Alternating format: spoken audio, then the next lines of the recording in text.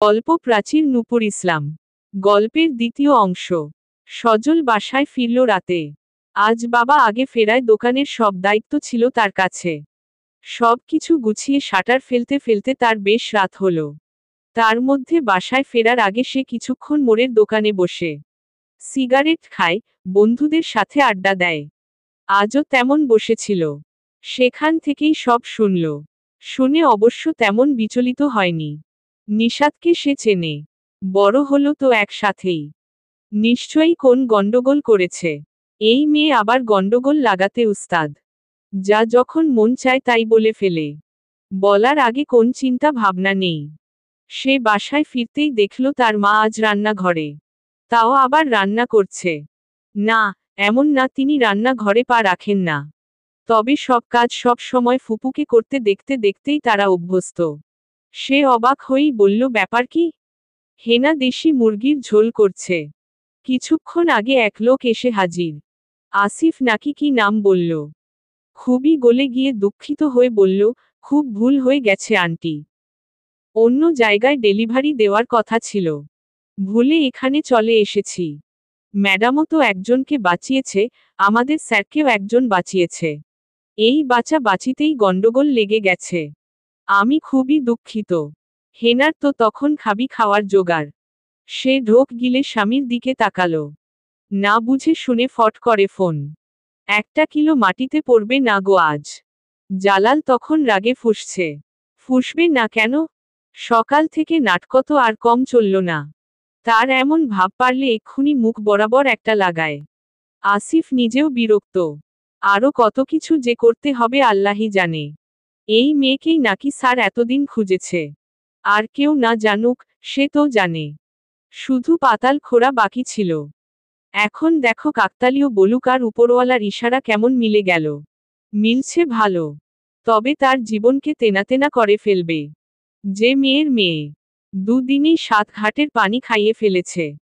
সে মনের বিরক্ত মনে চেপেই আরো গলে গিয়ে বলল, আঙ্কেল সত্যিই দুঃখিত।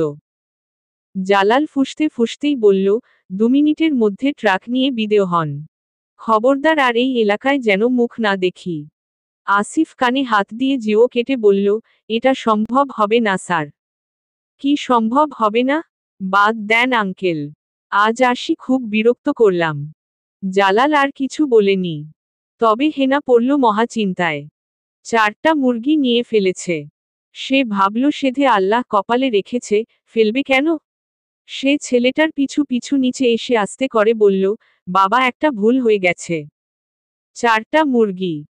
হেনা কথা শেষ হওয়ার আগেই আসিফ হেসে বলল, সমস্যা সেই আন্টি। আপনি বরং আরো কিছু লাগলে রেখে দিন। না না, একদম না। কিসের একদম না আন্টি? আমাদের জন্য আপনাদের কত কষ্ট হলো। বলেই এক লোককে বলল, এই আন্টির জন্য আরো 4টা মুরগি দে। দেশি গুলা দেয়। ফার্মের মুরগিতে স্বাদ আছে নাকি? ব্যাস, তারা যাওয়ার আগে সুন্দর করে রেখে গেছে। আহারে, খুবই ভালো ছেলে। কি সুন্দর গলে গলে আন্টি বলে। তাই হেনাও ফট করে কয়েকটা চাল ভিজিয়ে ফেলেছে। দেশি মুরগির ঝোলের সাথে গরম গরম চিতই পিঠার স্বাদই আলাদা। তবে চাল বাটা বাবা তার দ্বারা হবে না। তাই তরকারির ঝামেলা নিজের ঘাড়ে নিয়ে সুলতানাকে বলেছে বেটে ফেলতে। অবশ্য সে ভালো করেই জানে এই চাল সুলতানাও বাটবে না। বাটবে নিশাত। বাসায় থাকলে কোন কাজ সে মাকে করতে দেখতে পারে না। দিনভর রাখে ঝাড়ির উপর, আবার কাজের বেলা ঢং। তাই সে মুখ বাঁকিয়েই বলল, আমি বাপু কিছু জানি টানি না। কোন আকাম করছে কে জানে। তা না হলে বাড়িতে এসে এসব হাজির হয় নাকি? নিচের রুমার মা বলল, বড় নাকি একটা গাড়িও এসেছিল। মোড়ে দাঁড়ানো ছিল। নিজে গিয়ে নাকি ফুসুর ফাসুর করে এসেছে। এখন নাকি আবার ভুলে চলে এসেছে। আল্লাহই জানে। চাকরির নামে কি কি করে বেড়াচ্ছে। এখন ভালোয় ভালোয় মান সম্মান থাকতে থাকতে বিদেয় হলেই বাঁচি। সুলতানা রান্না ঘরে আসতে আসতে সব কথাই শুনল। তার নিজেরও মনে হচ্ছে বড় ভুল করে ফেলেছে সে। গলা ধরে বলল পড়তে চায়। সেও ভাইকে পায়ে ধরে রাজি করালো। চাকরির কথা বলল। সে ভাবল যদি 2টা টাকা আসে, তবে তো ভালোই। তাই রাজি হলো। এখন তো মনে হচ্ছে বড় ভুল হয়ে গেছে। আল্লাহ! সারা জীবন ভুলভাল করে নিজের জীবনটা নষ্ট করে ফেলছি। আমার মেয়ের জীবনটা যেন এমন না হয়। তার সুন্দর একটা সংসার হোক। সারা জীবন পাশে থাকার মতো একজন মানুষ হোক। স্বামী সন্তান নিয়ে মাথা উঁচু করে থাকার একটা নিজের বাড়ি হোক। সজল কথা বাড়ালো না। অবশ্য কখনো কিছু বলেও না। এই বাড়িতে বাবার কথাই শেষ কথা। তিনি যতদিন আছে বলে লাভও হবে না। সে নিশাতের রুমের দিকে এগিয়ে গেল। দরজায় টোকা দিতেই নিশাত বলল, এসো। সজল ভেতরে গিয়ে বলল, কাহিনী কি? আরে ধুর, এক লোককে বাঁচালাম। তোমার গুন্ধর বোন গিট্টো লাগিয়ে নানির বাড়ি গিয়ে পালিয়েছে। একবার আসুক। ওর চুল কেটে আমি নেড়া না করছি দেখো। সজল হাসল। হেসে চেয়ার টেনে বসল। সব সময় নিশাত থেকে চোখ ফেরালেও আজ তাকিয়েই রইল। সে খাটে পা মুড়িয়ে বসা। কোকড়ানো চুলগুলো এক সাইড করে বসে বসে নখ কমরাচ্ছে। এটা তার বদ অভ্যাস। যখন অতিরিক্ত টেনশনে থাকে তখনই আপনা আপনি মুখে তার আঙুল চলে যায়। সে হেসেই বলল, তো এত টেনশনের কি হলো? মামা আমাকে বিদেয় করার ব্যবস্থা করছে। টেনশন হবে না? কেন, তুই যেতে চাস না? তোমাদের বাড়ি কোন রসগোল্লা? যেতে চাইব না। আমি তো ভাই বিয়ে করব না। কেন? আমার ইচ্ছা। কাউকে পছন্দ করিস তুই? নিশাত চোখ তুলো তাকালো। সোজা বসে বলল, কি মনে হয়? হ্যাঁ বা না বল। হ্যাঁ বা না বলবো কেন? বরং পুরো বাক্য বলি। চলবে? সজল উত্তর দিল না। তবে নিশাত ঠিকই উত্তর দিল। সজলের চোখে চোখ রেখেই বলল, দুনিয়ার সব মানুষকে আমি ঘৃণা করি। ঘৃণা করি তোমার মতো মানুষকে যে উচিত বলতে পারে না। ঘৃণা করি মামার মতো মানুষকে যে বোনকে আশ্রয় দিয়ে সেকেন্ডে সেকেন্ডে বোঝায়, এই বাড়িতে তুমি আশ্রিতা। ঘৃণা করি আমার বাবা নামক মানুষকে যে তার সন্তানের কথা ভাবেনি, সারা দুনিয়া ফেলে তার হাত ধরে হারিয়ে যাওয়া স্ত্রীর কথা ভাবেনি। ঘৃণা করি এই পৃথিবীর সকল মানুষকে যারা দোষ নেই জেনেও আঙুল তুলে খুঁচিয়ে খুঁচিয়ে রক্তাক্ত করে। এখন বলো, এত এত ঘৃণার মাঝে একটা নির্দিষ্ট মানুষ পছন্দ হবেটা কিভাবে? সজল কিছুক্ষণ নিশ্চুপ তাকিয়ে রইল। তারপর বলল, একবার যদি কোন কারণে ঘৃণা তৈরি হয় তখন সব কিছুতেই হয়। কারণ থাকলেও হয়, না থাকলেও হয়। তাই বলে কি সব মানুষ এক? নিশাত হাসল। অবজ্ঞার হাসি। হেসে বলল, বাহ, কথাও জানো তুমি? জানি না। কি জানি বাপু? ছোটবেলা থেকে তো বাপের সামনে পুপু করতে দেখে আসলাম। পুপু না করলে খুশি হতি? না রে ভাই, মাফ করো। কারো কোন কিছুতেই আমার কিছু আসে যায় না। আমি এমনিতেই অনেক খুশি। বলেই নিশাত উঠল। বাড়িতে কোন আয়োজন চলছে কে জানে। সন্ধ্যায় থেকে মামি রান্নাঘরে। ভাবা যায়। সে সজলকে রেখেই বেরিয়ে গেল। সজল হাসল। হেসে সেও আর বসল না। সোজা এলো বাবার রুমে। দরজায় টোকা দিয়ে বলল, আসবো বাবা? জালাল মাত্রই হাত পা ধুয়ে খাটে বসেছে। তার হাতে গামছা। পিঠ মুছতে মুছতে বলল, আয়। সজল ভেতরে এসে সোজা বলল, আমি নিশাতকে বিয়ে করতে চাই। সজল যে ভাবে সোজা বলল, জালাল উদ্দিনও সোজা দাঁড়িয়ে ঠাস করে চড় লাগিয়ে দিল। দিয়ে একটা কথাই বলল, লাথি দিয়ে সোজা বাড়ি থেকে বের করব হারামজাদা। নিশাতের সকালে ঘুম ভাঙল তার মামির আহাজারিতে। সে একটু অবাকই হল। মামি এমনিতে যাই থাক, চিৎকার চেঁচামেচি করে বাড়ি মাথায় তোলার মহিলা তিনি না। পেটে পেটে জিলাপির প্যাচ নিয়ে ঘোরা মহিলা। হঠাৎ করে এই পরিবর্তন কারণ কি? সে হাই তুলেই উঠে বসল। কোকড়ানো চুলগুলো টেনে টুনে চান্দি বরাবর খোপা করল। পিঠার আয়োজন করতে করতে বেশ রাত হয়েছে। ঘুমিয়েছেও অনেক রাতে। এখন যে 9টার উপরে বেজে গেছে বুঝতেই পারেনি। অবশ্য তেমন সমস্যাও নেই। সে অফিসে যায় আরামছে 10টার পরে। তবে আজ মনে হয় কাজ টাজ কিছু করে যেতে পারবে না। সে উঠে দাঁড়িয়ে সোজা এলো মামির দরজায়।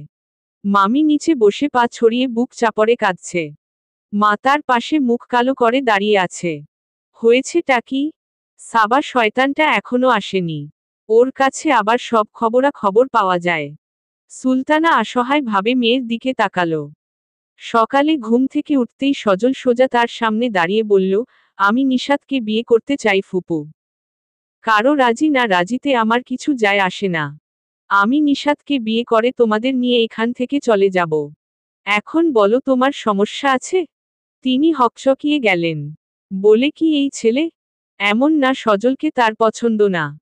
তবে এভাবে তো কখনো ভাবেইনি। তাছাড়া নাজিমের সংসার থেকে ফিরে আসার পর তার তো আর যাওয়ার জায়গা ছিল না। 10 বছরের মেয়েকে নিয়ে এই ভাইয়ের দরজায় এসে দাঁড়িয়েছিল। বাড়ির সবার অমতে প্রেমের বিয়ে তার। বাবা মা বেঁচে ছিল না। তার ভাই চাইলেই দূর দূর করে তাড়িয়ে দিতে পারত, তবে তিনি দেননি। চোখ মুখ কালো করে বলেছিল, 6 সম্মতির ভাগ যদি ছাড়তে পারো তাহলে জায়গা পাবে, তা না হলে রাস্তা মাপো। অভাবের সংসারে বাড়তি ঝামেলা ঘাড়ে নিতে পারবো না। তার বাবার গ্রামে কিছু জমিজমা ছিল। ওয়ারিশ সূত্রে সেও মালিক। তবে সেই সম্মতি নেওয়ার চিন্তা সুলতানার মাথায় কখনো আসেনি। তার শুধু একটা ছায়া দরকার ছিল। তার জন্য না হোক তার মেয়েটার জন্য। তাই সে রাজি হলো অনায়াসেই। তার ভাই হাসি মুখে কথা না বলুক, তবুও তো পাশে থেকেছে। আর সেই ভাইয়ের বিরুদ্ধে যাওয়ার তার না আছে সাহস, না আছে ইচ্ছে।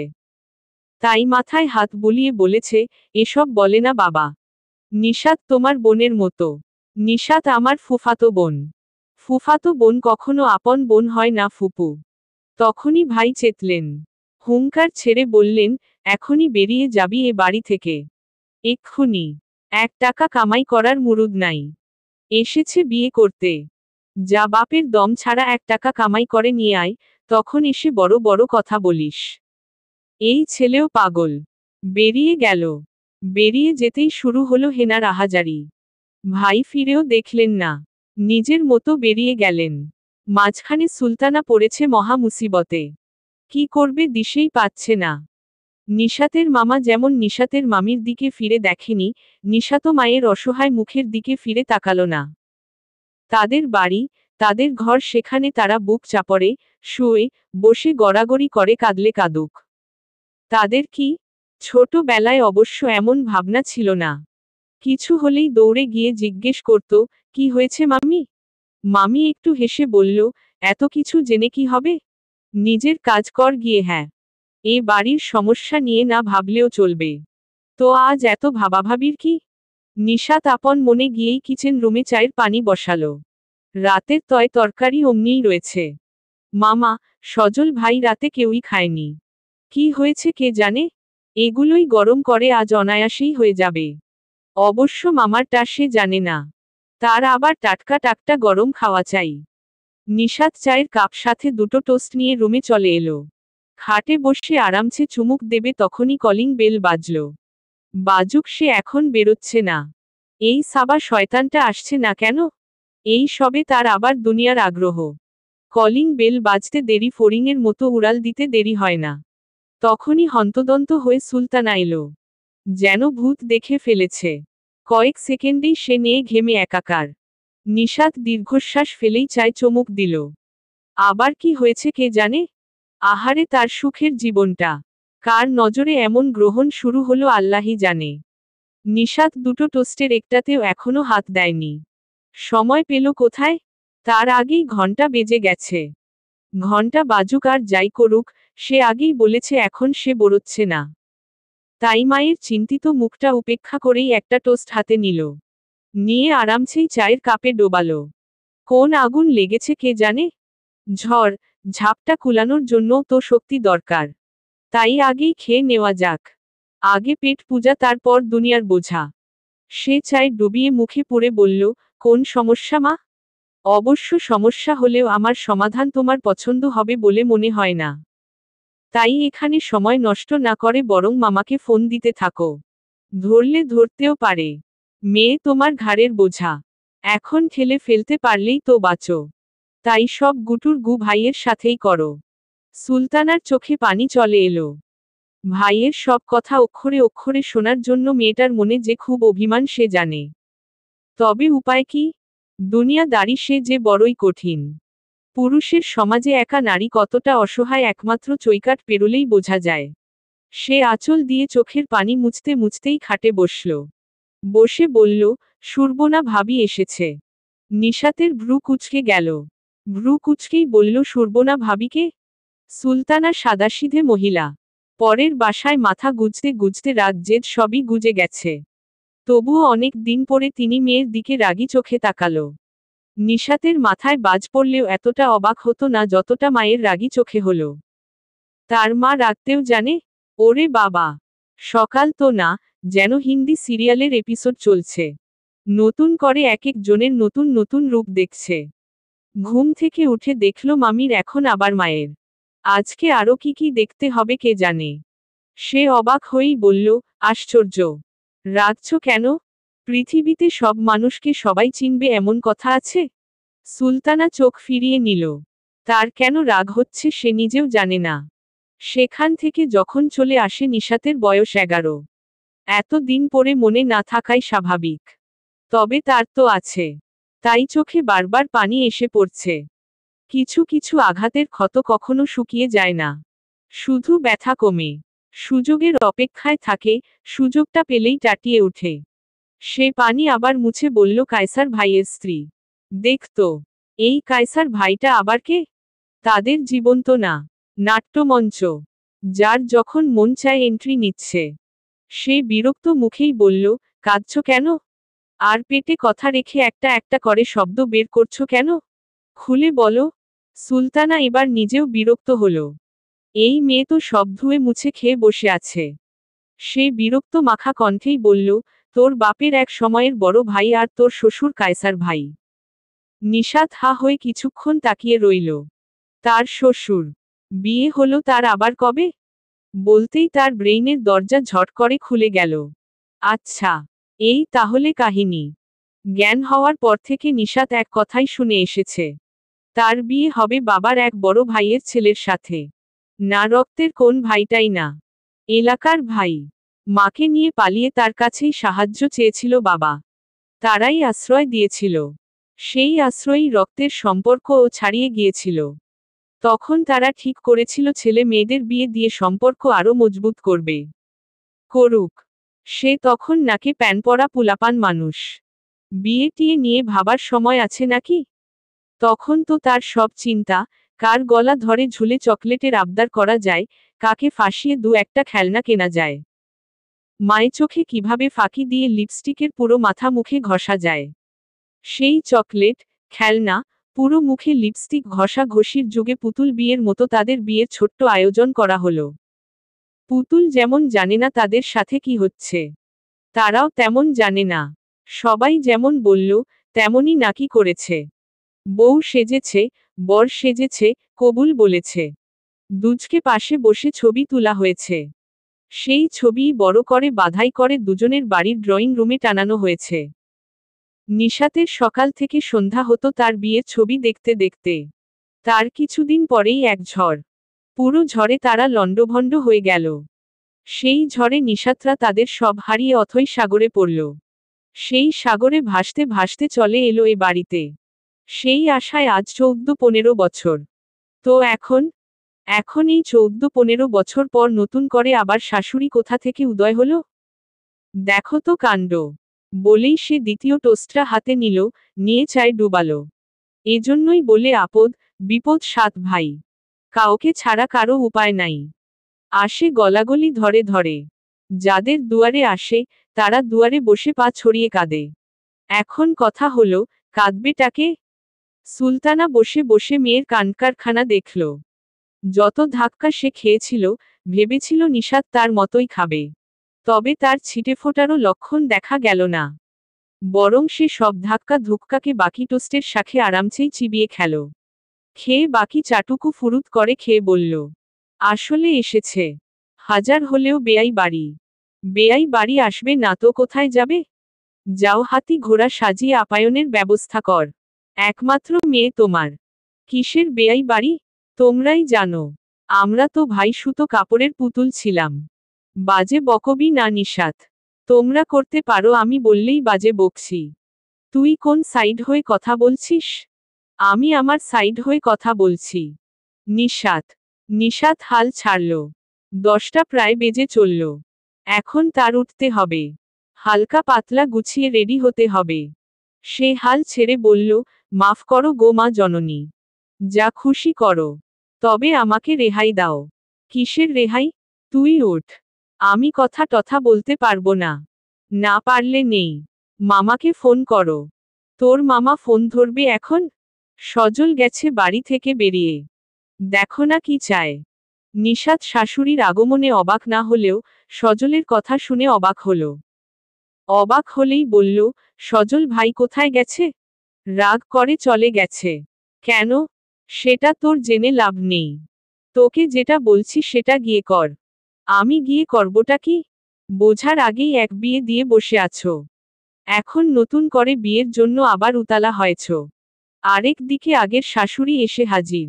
এখন বলো আমি গিয়ে করবটা কি? সব তো তোমরাই করছো। সুলতানা ক্লান্তভাবে বলল, নিশাত দোয়াই লাগে তোর। মুখ বন্ধ কর। যা গিয়ে কিছু কর। দোহাই টোহাই দিয়ে তো লাভ নেই মা। আমি গিয়ে মতব্বরি করে কিছু করলাম। তোমার ভাই এসে লাগিয়ে দেবে এক থাবড়া। বয়সের ধার তো তিনি জীবনেও ধরেন না। তখন তো আবার মুখে তালা মেরে বসে থাকবে। মাঝখান থেকে আমার গালের 12টা বাজবে। সুলতানা অসহায় বোধ করল। পেটে রেখে কি খেয়েছিল কে জানে? এমন বিটলা ফাজিল হয়েছে কেন? তার মধ্যে ভাবি দরজা দিয়ে বসে আছে। ভাইকে ফোন দিতে তার সাহস হচ্ছে না। যদি দোষে ফেলেন। বলে ফেলেন তুই মেয়েকে লেলিয়ে দিয়েছিস। তবুও ভালো ভাই ভাবি এখনো আঙুল তুলছে না। সে অসহায় ভাবেই মুখ, গলা, কপালের ঘাম মুছল। নিজেকে নিয়ে তার ভাবনা নেই। এই মেয়েটাকে নিয়ে তার যত চিন্তা। তার মতো জীবন না হোক। আর সুরবনা ভাবি এতদিন পরে কেন এসেছে? নিশাত কিছুক্ষণ তাকিয়ে তাকিয়ে মায়ের অবস্থা দেখল। এই মহিলা কিভাবে পালিয়ে বিয়ে করার মতো সাহস করেছিল কে জানে? সব কিছুতেই ভয়, টেনশন আগেই দম বেরিয়ে যাওয়ার জোগাড়। সে উঠে দাঁড়ালো। দুনিয়ার সব সে সহ্য করতে পারে তবে এই যে তার মা। এর কষ্ট সহ্য করতে পারে না। সে দাঁড়িয়ে বলল, আরামসে বসো তো। এত ভয় পাওয়ার কি হলো? আমি কি এখনো 10-11 বছরের অবুঝ মেয়ে নাকি? আমার সামনে আমার মাকে কিছু বলবে আর আমি চুপচাপ তোমার হাত ধরে দাঁড়িয়ে থাকব? সুলতানা চমকালো। নিশাতের মনে আছে? নিশাত হাসল। সুলতানা অবাক চোখেই তাকিয়ে রইল। সন্তান বড় হলে মায়েদের কাছে এত অচেনা লাগে কেন? মাকে চমকে রেখেই নিশাত সোজা এলো তাদের ড্রয়িং রুমে। সেই কুকু আওয়াজের চেয়ারে সুন্দর গোছানো মার্জিত ভাবে অফ হোয়াইট রঙের সুতি শাড়ি গায়ে একজন মধ্যবয়সী নারী বসে আছে। বসে থাকাই বলে দিচ্ছে তার অভিজাত্য। গায়ের রং ফর্সা না হলেও তার কাপড়, চাউনি, বসার ঢং সবকিছুই বলে দিচ্ছে এই জায়গায় সে বড়ই বেমানান। নিশাত এগিয়ে এলো স্বাভাবিকভাবেই। এগুতে এগুতেই সে আসিফের দিকে তাকালো। তখনই সে বুঝল সেই দিন ফোনের আবরার ওয়াহিদ কে ছিল। নিশাত ঠোঁট টিপে হাসল। তখনই তার মায়ের সুরবনা ভাবি তার দিকে ফিরে তাকালো। তার তাকানো, গায়ে গড়িয়ে পড়া অভিজাত্য নিয়ে নিশাতের তেমন বিচলিত মনে হল না। তার গায়ে জলপাই রঙের মলিন জামা। কোকড়ানো চুল টেনে চান্দি বরাবর খোপা। সেই খোপা ফুলে ফেপে আছে। ম্যাগি নুডলসের মতো কিছু চুল এদিক ওদিক দিয়ে ঝুলছে। গলায় কুচানো ওড়না। সে ওড়না দিয়েই মুখের ঘাম মুছতে মুছতে খাটে বসে বলল, মামা বাসায় নেই, মা আপনার সাথে কথা বলবে না। এখন কিছু বলার থাকলে আমাকে বলতে পারেন। তবে তাড়াতাড়ি বললে আমার একটু সুবিধা হতো। সুরবনা শান্ত চোখে নিশাতকে পা থেকে মাথা পর্যন্ত দেখল। কিছু কিছু মানুষের গায়ের রং অনেক ফর্সা না হলেও মায়াবী হয়। মিষ্টি হয়। এই মেয়েকে সেই কাতারে অনায়াসেই ফেলা যায়। মায়ের মতো হয়নি। বাবার মতো গড়ন হয়েছে। লম্বাও হয়েছে বাবার মতো। তবে ছোটবেলায় চেহারায় একটা বোকা বোকা ভাব ছিল। এখন সেটা নেই। সুরবনা মানুষ চেনে। তবে সামনে বসা দেখতে এই আলাভোলা মেয়েটাকে কেন জানি ধরতে পারল না। কিছু কিছু মানুষ তাদের সামনে মোটা প্রাচীর তুলে রাখে।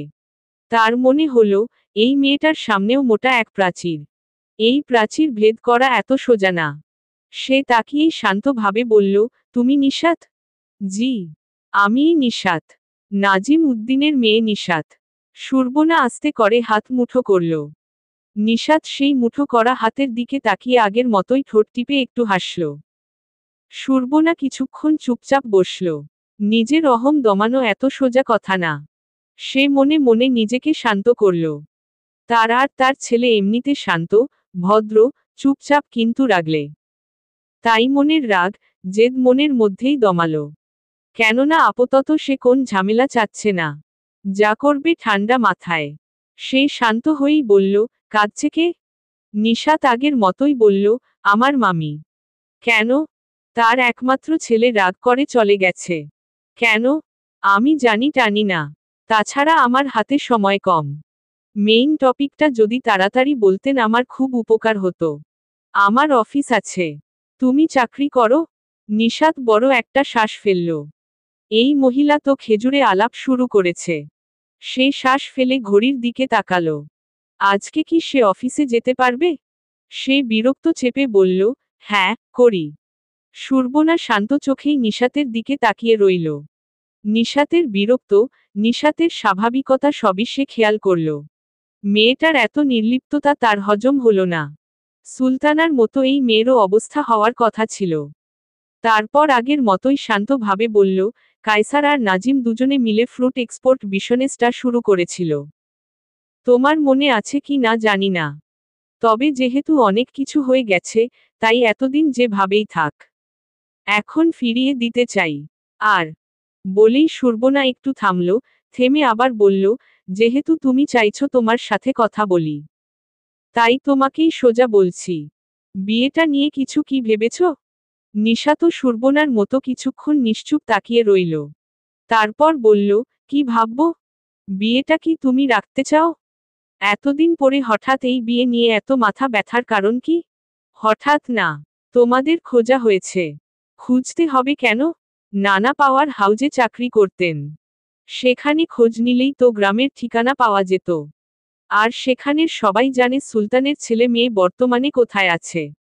সুরবনা আবারও শান্ত চোখে নিশাতকে দেখল। এই বিয়েটা তার কাছে কোন মানেই রাখে না।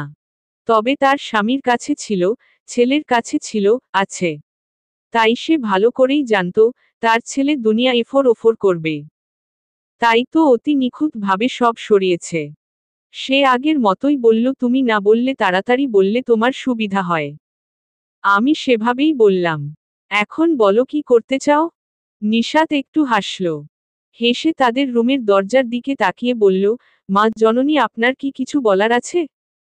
সুলতানা হকচকিয়ে গেল। সে যে কান পেতে আছে এই মেয়ে ঠিক জানে। সে কি করবে দিশে পেল না। এত ফাজিল এই মেয়ে। তাই সে মাথায় ঘোমটা টানল। অনেক হয়েছে। সে ঘোমটা টেনেই সোজা বেরিয়ে এলো। সুরবনার দিকে অবশ্য তাকালো না। অন্য পাশে মুখ ঘুরিয়ে বলল, আমাদের কিছুর দরকার নেই। আর কিসের বিয়ে? কোন বিয়ে টিয়ে নেই। আপনি আসুন। সুরবনা ঠোঁট টিপে হাসল।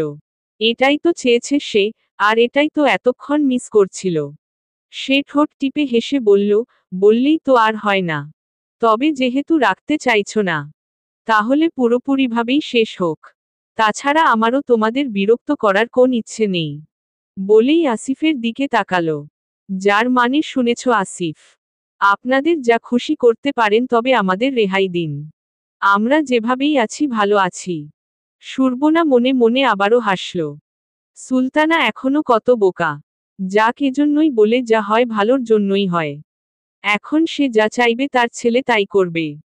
সে হেসেই কিছু বলবে তখনই নিশাত বলল, তখন ছোট থাকতে পারি, এখন তো না। তাই যা ডিসিশন নেওয়ার এবার আমি নেব। পুতুল পুতুল নাচ অনেক হয়েছে। এখন সুতো কাটার পালা। সুলতানা, সুরবনা দুজনেই নিশাতের দিকে তাকালো। তাকাতেই নিশাত একটু হেসে বলল, আমি বিয়েটা রাখব। আর বাপের বদনাম ঘাড়ে নিতে পেরেছি, সম্পত্তি নিতে পারবো না কেন? আপনি সব ব্যবস্থা করুন। সুলতানা হা হয়ে মেয়ের দিকে কিছুক্ষণ তাকিয়ে রইল। কি বলে তার মেয়ে? যে ঘৃণা মনে চেপে ফিরে তাকায়নি। তার মেয়ে সেই দিকেই যেতে চাইছে। নিশাত মায়ের হাকরা মুখের দিকে তাকালো না। সুরবনা দিকে তাকিয়ে বলল, আপনি সব ব্যবস্থা করুন আন্টি। উপোস। শাশুড়ি মা। সুলতানা এত বছরে যা করেনি, তা আজ করল। নিশাতের বলতে দেরি, তবে এগিয়ে গিয়ে ঠাস করে চর মারতে দেরি হয়নি। দুধ কলা দিয়ে কাল সাপ পুষেছে সে। সুরবনা নিজেও থমকে আছে।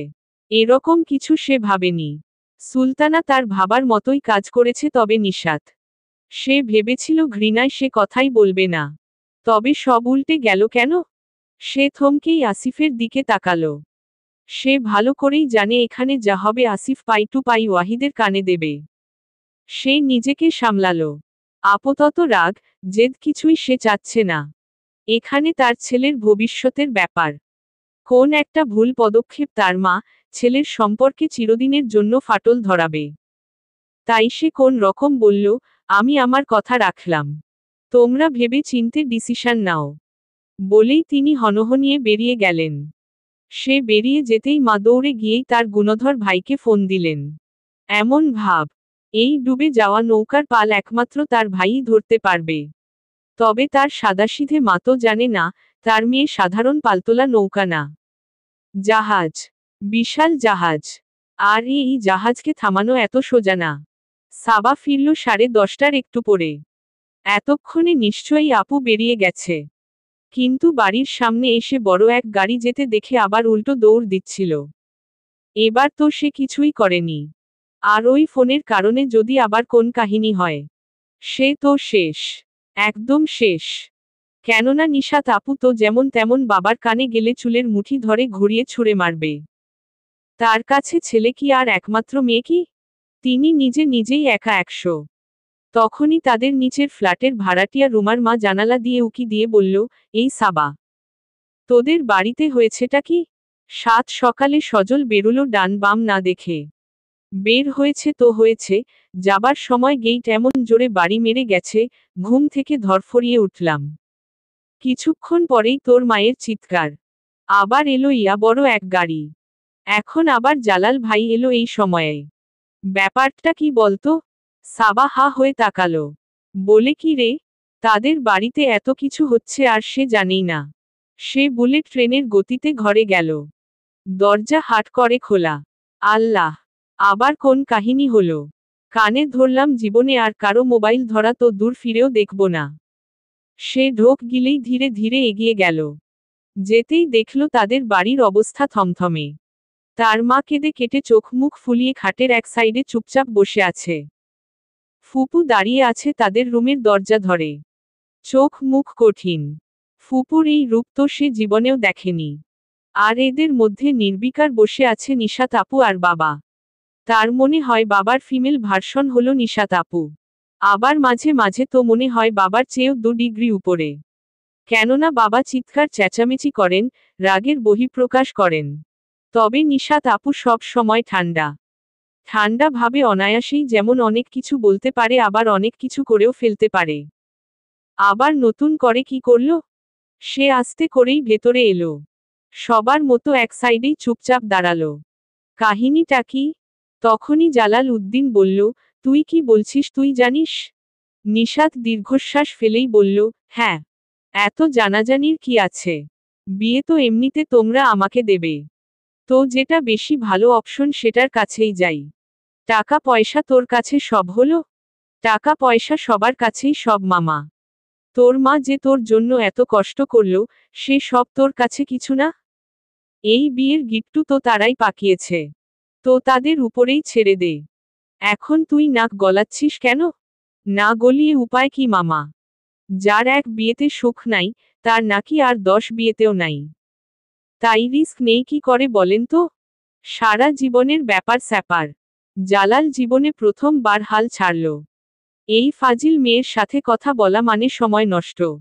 তাছাড়া এই মেয়ে বিদেয় হলেই সে বাঁচে। যার ঘরেই যাক তার কি? ভালো হলে এক কথা। বাপের মতো অসভ্য এই মেয়ে। তাছাড়া এমনি গেলে খরচা কমে। কেননা যেই ঘরেই দিক কিছু খরচা তো যেতই। সুলতানা ভাইয়ের নিস্পৃহতায় ফুপিয়ে উঠল। কার কাছে যাবে সে? নিজের পেটের মেয়েই তার সাথে বেইমানি করল। সে ফুপিয়েই বলল, এই বিয়ে মেনে নিলে আমার মরা মুখ দেখবি নিশাত।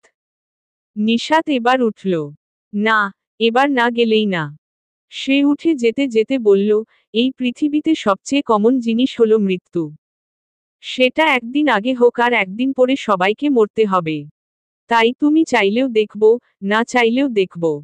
এটা আবার এত হুমকি ধামকি দিয়ে বলার কি হলো? এমন তো না তুমি সারা জীবন বাঁচবে, এখন আমার এই বিয়ের জন্য মরে যাচ্ছ। তাই হুমকি দেবে ভালো কিছুর দাও। এই মরা মুখের কসম টসম খুবই পুরানো ফ্যাশন। নতুন কিছু বলতে পারলে এসো। বলেই নিশাত চলে গেল। জালাল উদ্দিন সুলতানার দিকে তাকিয়ে বলল, আরো বেশি বেশি করে পড়ালেখা করা। কত বললাম বিয়ে দিয়ে দে, বিয়ে দিয়ে দে। ভাই তো দুশ্মন। এখন নে, যাদের জন্য তোর এই দশা, তাদের ঘরেই মেয়ে নেচে নেচে যাচ্ছে। এখন বসে বসে কপাল চাপড়া। বলে তিনিও বেরিয়ে গেলেন। দোকানে বসিয়ে রেখে এসেছেন এক ছেলেকে। ক্যাশে থেকে টাকা সরালো কি না কে জানে। যদি সরায় রে সজল, তোর বিয়ের স্বাদ মিটিয়ে দেব রে হারামজাদা। বসে রইল হেনা। সে এতক্ষণ কেঁদে কেটে অস্থির হলেও এখন তার ভালোই লাগছে। কেননা অন্য জায়গায় বিয়ে দিতে গেলে সজল গিট্টু দিত। এখন নিশাতি যেহেতু চাইছে, আর কোন প্যারা নেই। তিনি হেসেই রান্নাঘরের দিকে গেলেন। সকাল থেকে না খাওয়া, পেট চো চো করছে। তার পেট ক্ষুধায় চো চো করলেও সবার পেট চো চো করছে এত কাহিনী শুনে। সে আগা মাথা কিছুই বুঝল না। তবে এইটুকু ঠিক বুঝল আপু এবার বিরাট গিরিঙ্গি খেলছে। তাই সে দৌড়ে গেল। কিছুক্ষণ আগে কানে ধরা কসম এক্ষুনি ভুলে গেল। গিয়ে ফুরুত করে ফুপুর বাটন মোবাইল হাতিয়ে নিল। সুরবনা মধ্যবিত্ত ফ্যামিলির মেয়ে। একই গ্রামের ছেলে কায়সার। ভালো চাকরি করত। ফ্যামিলি থেকেই দেখে শুনে তাদের বিয়ে হয়। কায়সার ছিল খুবই ভালো মনের মানুষ। সুরবনার মন জয় করতে সময় লাগেনি তার। সুরবনার সব রাগ, জেদ, পাগলামি ভালোবাসায় মুড়িয়ে কেমন শান্ত করে ফেলত। চাকরির সুবাদে কায়সারকে শহরে থাকতে হতো। প্রথমে মেসে থাকলেও বিয়ের পরে সুরবনাকে নিয়ে উঠে ছোট্ট এক বাড়িতে। সেখানেই শুরু হয় সুরবনার সুন্দর, গোছানো, নিজের একটা সংসার। ওয়াহিদের তখন 4 কি বা 5 বছর। এক সন্ধ্যায় পুতুলের মতো সুন্দর এক কিশোরী নিয়ে নাজিম এসে হাজির। নাজিম তাদের গ্রামেরই ছেলে। কায়সার আর নাজিমরা ছিল প্রতিবেশী। যেহেতু তাদের একই গ্রাম, সেই হিসেবে সেও চিনে। বাবা মায়ের সংসার ভাঙার পরে গ্রামে না থাকলেও কায়সারের সাথে ভালো সম্পর্ক তার। সেই হিসেবেই এসে দাঁড়িয়েছে। সে মনে মনে বিরক্ত হলেও কায়সার তাদের ফেলতে পারল না। তাদের জায়গা হলো সেই ছোট্ট বাড়ির আরেক রুমে। সুলতানা সাদাসিধে অল্প বয়সী মেয়ে। সে যেমন বলতো সেভাবেই চলত। আর এভাবেই আস্তে আস্তে বিরক্ত থেকে একটা পরিবার হয়ে গেল। সেই পরিবারে ফাটল ধরালো নাজিম। তার ছোট বোন এলো ভার্সিটিতে পড়তে। এই বোনকে কোলে পিঠে বলতে গেলে সেই মানুষ করেছে। মায়ের চেয়ে তার সাথেই ভাব বেশি। এমনিতে আসা যাওয়া থাকলেও সে বারোই এলো অনেকটা সময়ের জন্য। তখন আর তারা এক বাসায় থাকে না। নাজিমের ব্যবসা হাত ভালো। টাকা পয়সা বেশি ভাগই কায়সারের হলেও এই ব্যবসা পুরো দাঁড় করেছে নাজিম। কয়েক বছরেই তখন ফুলে ফেপে উঠছে। এক বিল্ডিংয়ে থাকলেও তখন আলাদা আলাদা ফ্ল্যাট তাদের। ফ্ল্যাট আলাদা হলেও দু পরিবার মিলেমিশে একাকার। সেই একাকারেরই মাঝে সুরবনা তার বোনকে খেয়াল করল। কিছু একটা ঠিক নেই। যেই বোন সব সময় হাসি, দুষ্টামিতে মেতে থাকে সেই বোন চুপচাপ, নিশ্চুপ, তাদের মধ্যে থেকেও নেই। কোন কিছু নিয়ে সে বেশ চিন্তিত। সে তাকে জেকে ধরল। আর ধরতেই তার বোন তাকে জড়িয়ে ধরে হাউমাউ করে কেঁদে উঠল। উঠে যা বলল, তার দুনিয়া দুলে উঠল। তার বোন অন্তঃসত্ত্বা। নাজিম আর সে লুকিয়ে বিয়েও করে ফেলেছে। শুনে আর তার তখন হিতাহিত জ্ঞান নেই। যে হাতে তার বোনকে আদর, ভালোবাসায় বড় করেছে, সেই হাতেই ইচ্ছে মতো আঘাত করল। কেন সে জেনে বুঝে একটা সংসার ভাঙতে গেছে। নাজিম ফুসলালেই সে ফুসবে। তার চোখ নেই, সে দেখেনি। স্ত্রী আছে তার, সন্তান আছে। কেন? সুরবনা কি করবে দিশে পায় না। কেননা অন্তঃসত্ত্বা তো শুধু তার বোন না, সুলতানাও। নিশাতের পরে দ্বিতীয় বার মা হতে চলেছে সে। সে ভাবল নাজিমের সাথে কথা বলা দরকার। কিন্তু নাজিম, সে পুরো পল্টি মারল। সে এসব কিছু জানেই না। দুশ্চরিত্রা বোন তার। কার পাপের বোঝা তার ঘাড়ে ফেলছে। রাগলে সুরবনা চোখে দেখে না। তার বোনকে দুশ্চরিত্রা বলা। তাই সেই দিনও দেখল না। হাতের সামনে ফুলদানি ছিল, সেটা দিয়েই এক বাড়ি মারল। না, সেই বাড়িতে নাজিম মরেনি, তবে যেই কথা শুধু তার মধ্যে ছিল, সেই কথা কায়সার, সুলতানা থেকে শুরু সবাই শুনল। জানা কথা পুরুষের উপরে কখনো আঙুল উঠে না। উঠে মেয়েদের দিকে, তার বোনের দিকেও উঠল। আর সবচেয়ে বেশি কষ্ট পেল সুলতানার ব্যবহারে। সেও তার স্বামীকে বিশ্বাস করল। এত অপমান, এত লাঞ্ছনা তার বোন সহ্য করতে পারেনি। মুখ ফুলিয়ে চলে গেল। এই চলে যাওয়া সে মেনে নিবে কি করে? তাই তো নামল ধ্বংসের এক খেলায়। তার বোন মৃত্যুর আগে কোন চিঠি লিখে যায়নি। সে নিজেই নাজিমকে দোষারোপ করে লিখেছে। লিখে কেস করেছে। আর কেস করে টাকার এমন খেল তিনি খেলেছেন নাজিম যেন বাকি জীবন আর বাহিরের হাওয়া গায়ে তো ভালোই অনুভবও না করতে পারে। আর সুলতানা? স্বামীকে এত বিশ্বাস। বিশ্বাসের মূল্য তো চুকাতেই হবে।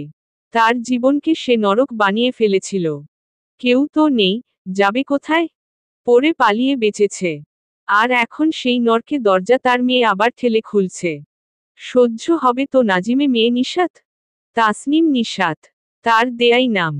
এক সময় এই হাতে এই মেয়েটাকে খুব আদর করত। আর এখন পায়ে পিষবে। সময় মানুষকে দিয়ে কত কিছু করাই। বলেই সে ইজি চেয়ারে চোখ বন্ধ করে শুল। শুতেই নিতু এলো। ঝড় হবে। বাতাসে পুরো ঘর এলোমেলো হচ্ছে। সে গ্লাসগুলো টেনে দিতেই সুরবনা বলল, কে এসেছে? মাহফুজ। সুরবনা সাথে সাথেই চোখ খুলল। ব্যস্তভাবে বলল, কখন? নিতু হাসল। হেসে বলল, কিছুক্ষণ আগে। এসেই তোমার সাথে দেখা করতে চেয়েছিল। তুমিই তো বললে কেউ যেন বিরক্ত না করে। সুরবনা ব্যস্তভাবে সাথে সাথেই উঠল। মাহফুজ শুধু তার মেয়ের জামাই না, তার আরেক ছেলে। সে উঠে বেরুতে বেরুতে বলল, কেউর সাথে তুই মাহফুজকে তুলনা করিস? গাধি। জামাই এসেছে বাড়ির কারো খবরই নেই। বলেই সে বেরিয়ে গেল। নিশাত হাই তুলে সায়ানকে বলল, তোমার কপালে দুঃখ আছে সায়ান। মাই প্যারেন্টস প্যারাগ্রাফ মুখস্থ করতে গিয়ে সায়ান এমনিতেই দুঃখে ফেটে যাচ্ছে। নিজের বাপ মা এদের নিয়ে আবার ইংরেজিতে এত বলার কি হলো? আবার নাকি আরো দুঃখ আছে? কি দুঃখ? পুরো গোষ্ঠী নিয়ে ইংরেজিতে লিখতে হবে নাকি? সে মুখ ফুলিয়ে বলল, আমি আগেই বললাম ম্যাডাম। বাবা মায়ের উপরে আর কিছু লিখতে পারবো না। সবই লিখবে। ঠেকায় পড়লে বাঘেও ঘাস খায়, সায়ান আর কোন গোয়ালের গরু? কেন? আমি আর টিউশনি করছি না। হারিয়ে যাওয়া বর পেয়েছি। বিরাট গাড়ি টাড়ি আছে। নতুন ম্যাডাম এসে কি আর এত সুখ দেবে? বিরাট গাড়ি টাড়ি থাকলে আবার টিউশনি করবেন না কেন? গাড়িতে তেল নেই। তেল আছে তবে বেল নেই। বেল কি? সেটা তোমার মাকে বুঝিয়ে বলবো এখন ইংরেজিকে রেহাই দাও। বাংলা বই খুলো। বাংলায় যেন কি দিয়েছিলাম। সায়ান কথা বলল না, ইংরেজি বইই আরো আঁকড়ে ধরল। বাংলার চেয়ে ইংরেজি ভালো। কোথায় ইকার আর কোথায় আবার কোন র? তার তো মাথায় ঢোকে না। তখনই নিশাতের ফোন বাজল। সায়ান হাফ ছেড়ে বাঁচল। যাক বাবা আজকের মতো বেঁচেছে। নিশাত মোবাইল বের করে দেখল সজল ভাই।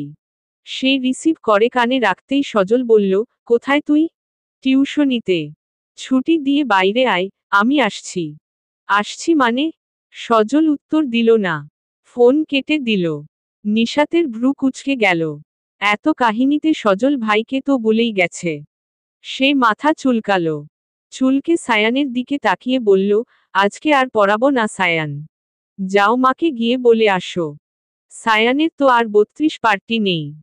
তাই যেই কয়টা আছে সেই কটাই বের করে হাসল। হেসে দৌড়ে গেল। বড় বাঁচা বেঁচেছে সে। নিশাত বের হয়ে রাস্তায় আসতেই দেখল সজল ভাই রিকশায় বসা। তাকে দেখেই বলল, উঠে আয় নিশু। নিশু ডাকটা শুধু সজল ভাইই বলে। শুনতে ভালো লাগে। ভালো লাগলেও নিশাত বোকা না। সজল ভাইয়ের হাব ভাব অনেক আগেই স্পষ্ট। তবে সজল ভাই কখনো বরাবরই কিছু করেনি। বরং সংযত রেখে চলেছে। তবে আজ সজল ভাইকে নিশাতের অন্য রকম মনে হলো। সে তাকিয়ে বলল, কোথায়? আমার কথা আছে। যদি পছন্দ, বিয়ে টিয়ের কথা বলতে চাও তাহলে আগেই বলছি সময় নষ্ট। সজল বড় একটা শ্বাস ফেলে নিশাতের দিকে তাকালো। তার মনে হলো এই মেয়েটার হৃদয় বলতে কিছু নেই। সে শ্বাস ফেলেই বলল, ওঠ। তোমার সাথে এক রিকশায় যাব না। যদি বোনের নজরে দেখতে তাহলে সমস্যা ছিল না। তবে তোমার নজরে গড়বড় আছে। সজল রিকশা থেকে নেমে গেল। ভাড়া মিটিয়ে বলল, আয়। নিশাত হাঁটতে হাঁটতেই বলল, সকাল থেকে কোথায় ছিলে? এক বন্ধু ওখানে। খেয়েছ? হ্যাঁ। রাগ করেছ কেন? সজল কিছুক্ষণ নিশ্চুপ রইল। তারপর বলল, আমি তোকে পছন্দ করি নিশু। এখন না, অনেক আগে থেকেই। আমি জানি সজল ভাই। আর এই পছন্দই আমাদের মাঝে দূরত্ব এনে দিয়েছে। তা না হলে ছোটবেলা থেকে আমরা বন্ধুর মতো ছিলাম। তুই জানতি? হ্যাঁ। না জানার কি হলো? আমি ধারণা করেছিলাম তুই বুঝিসই না। নিশাত হাসল।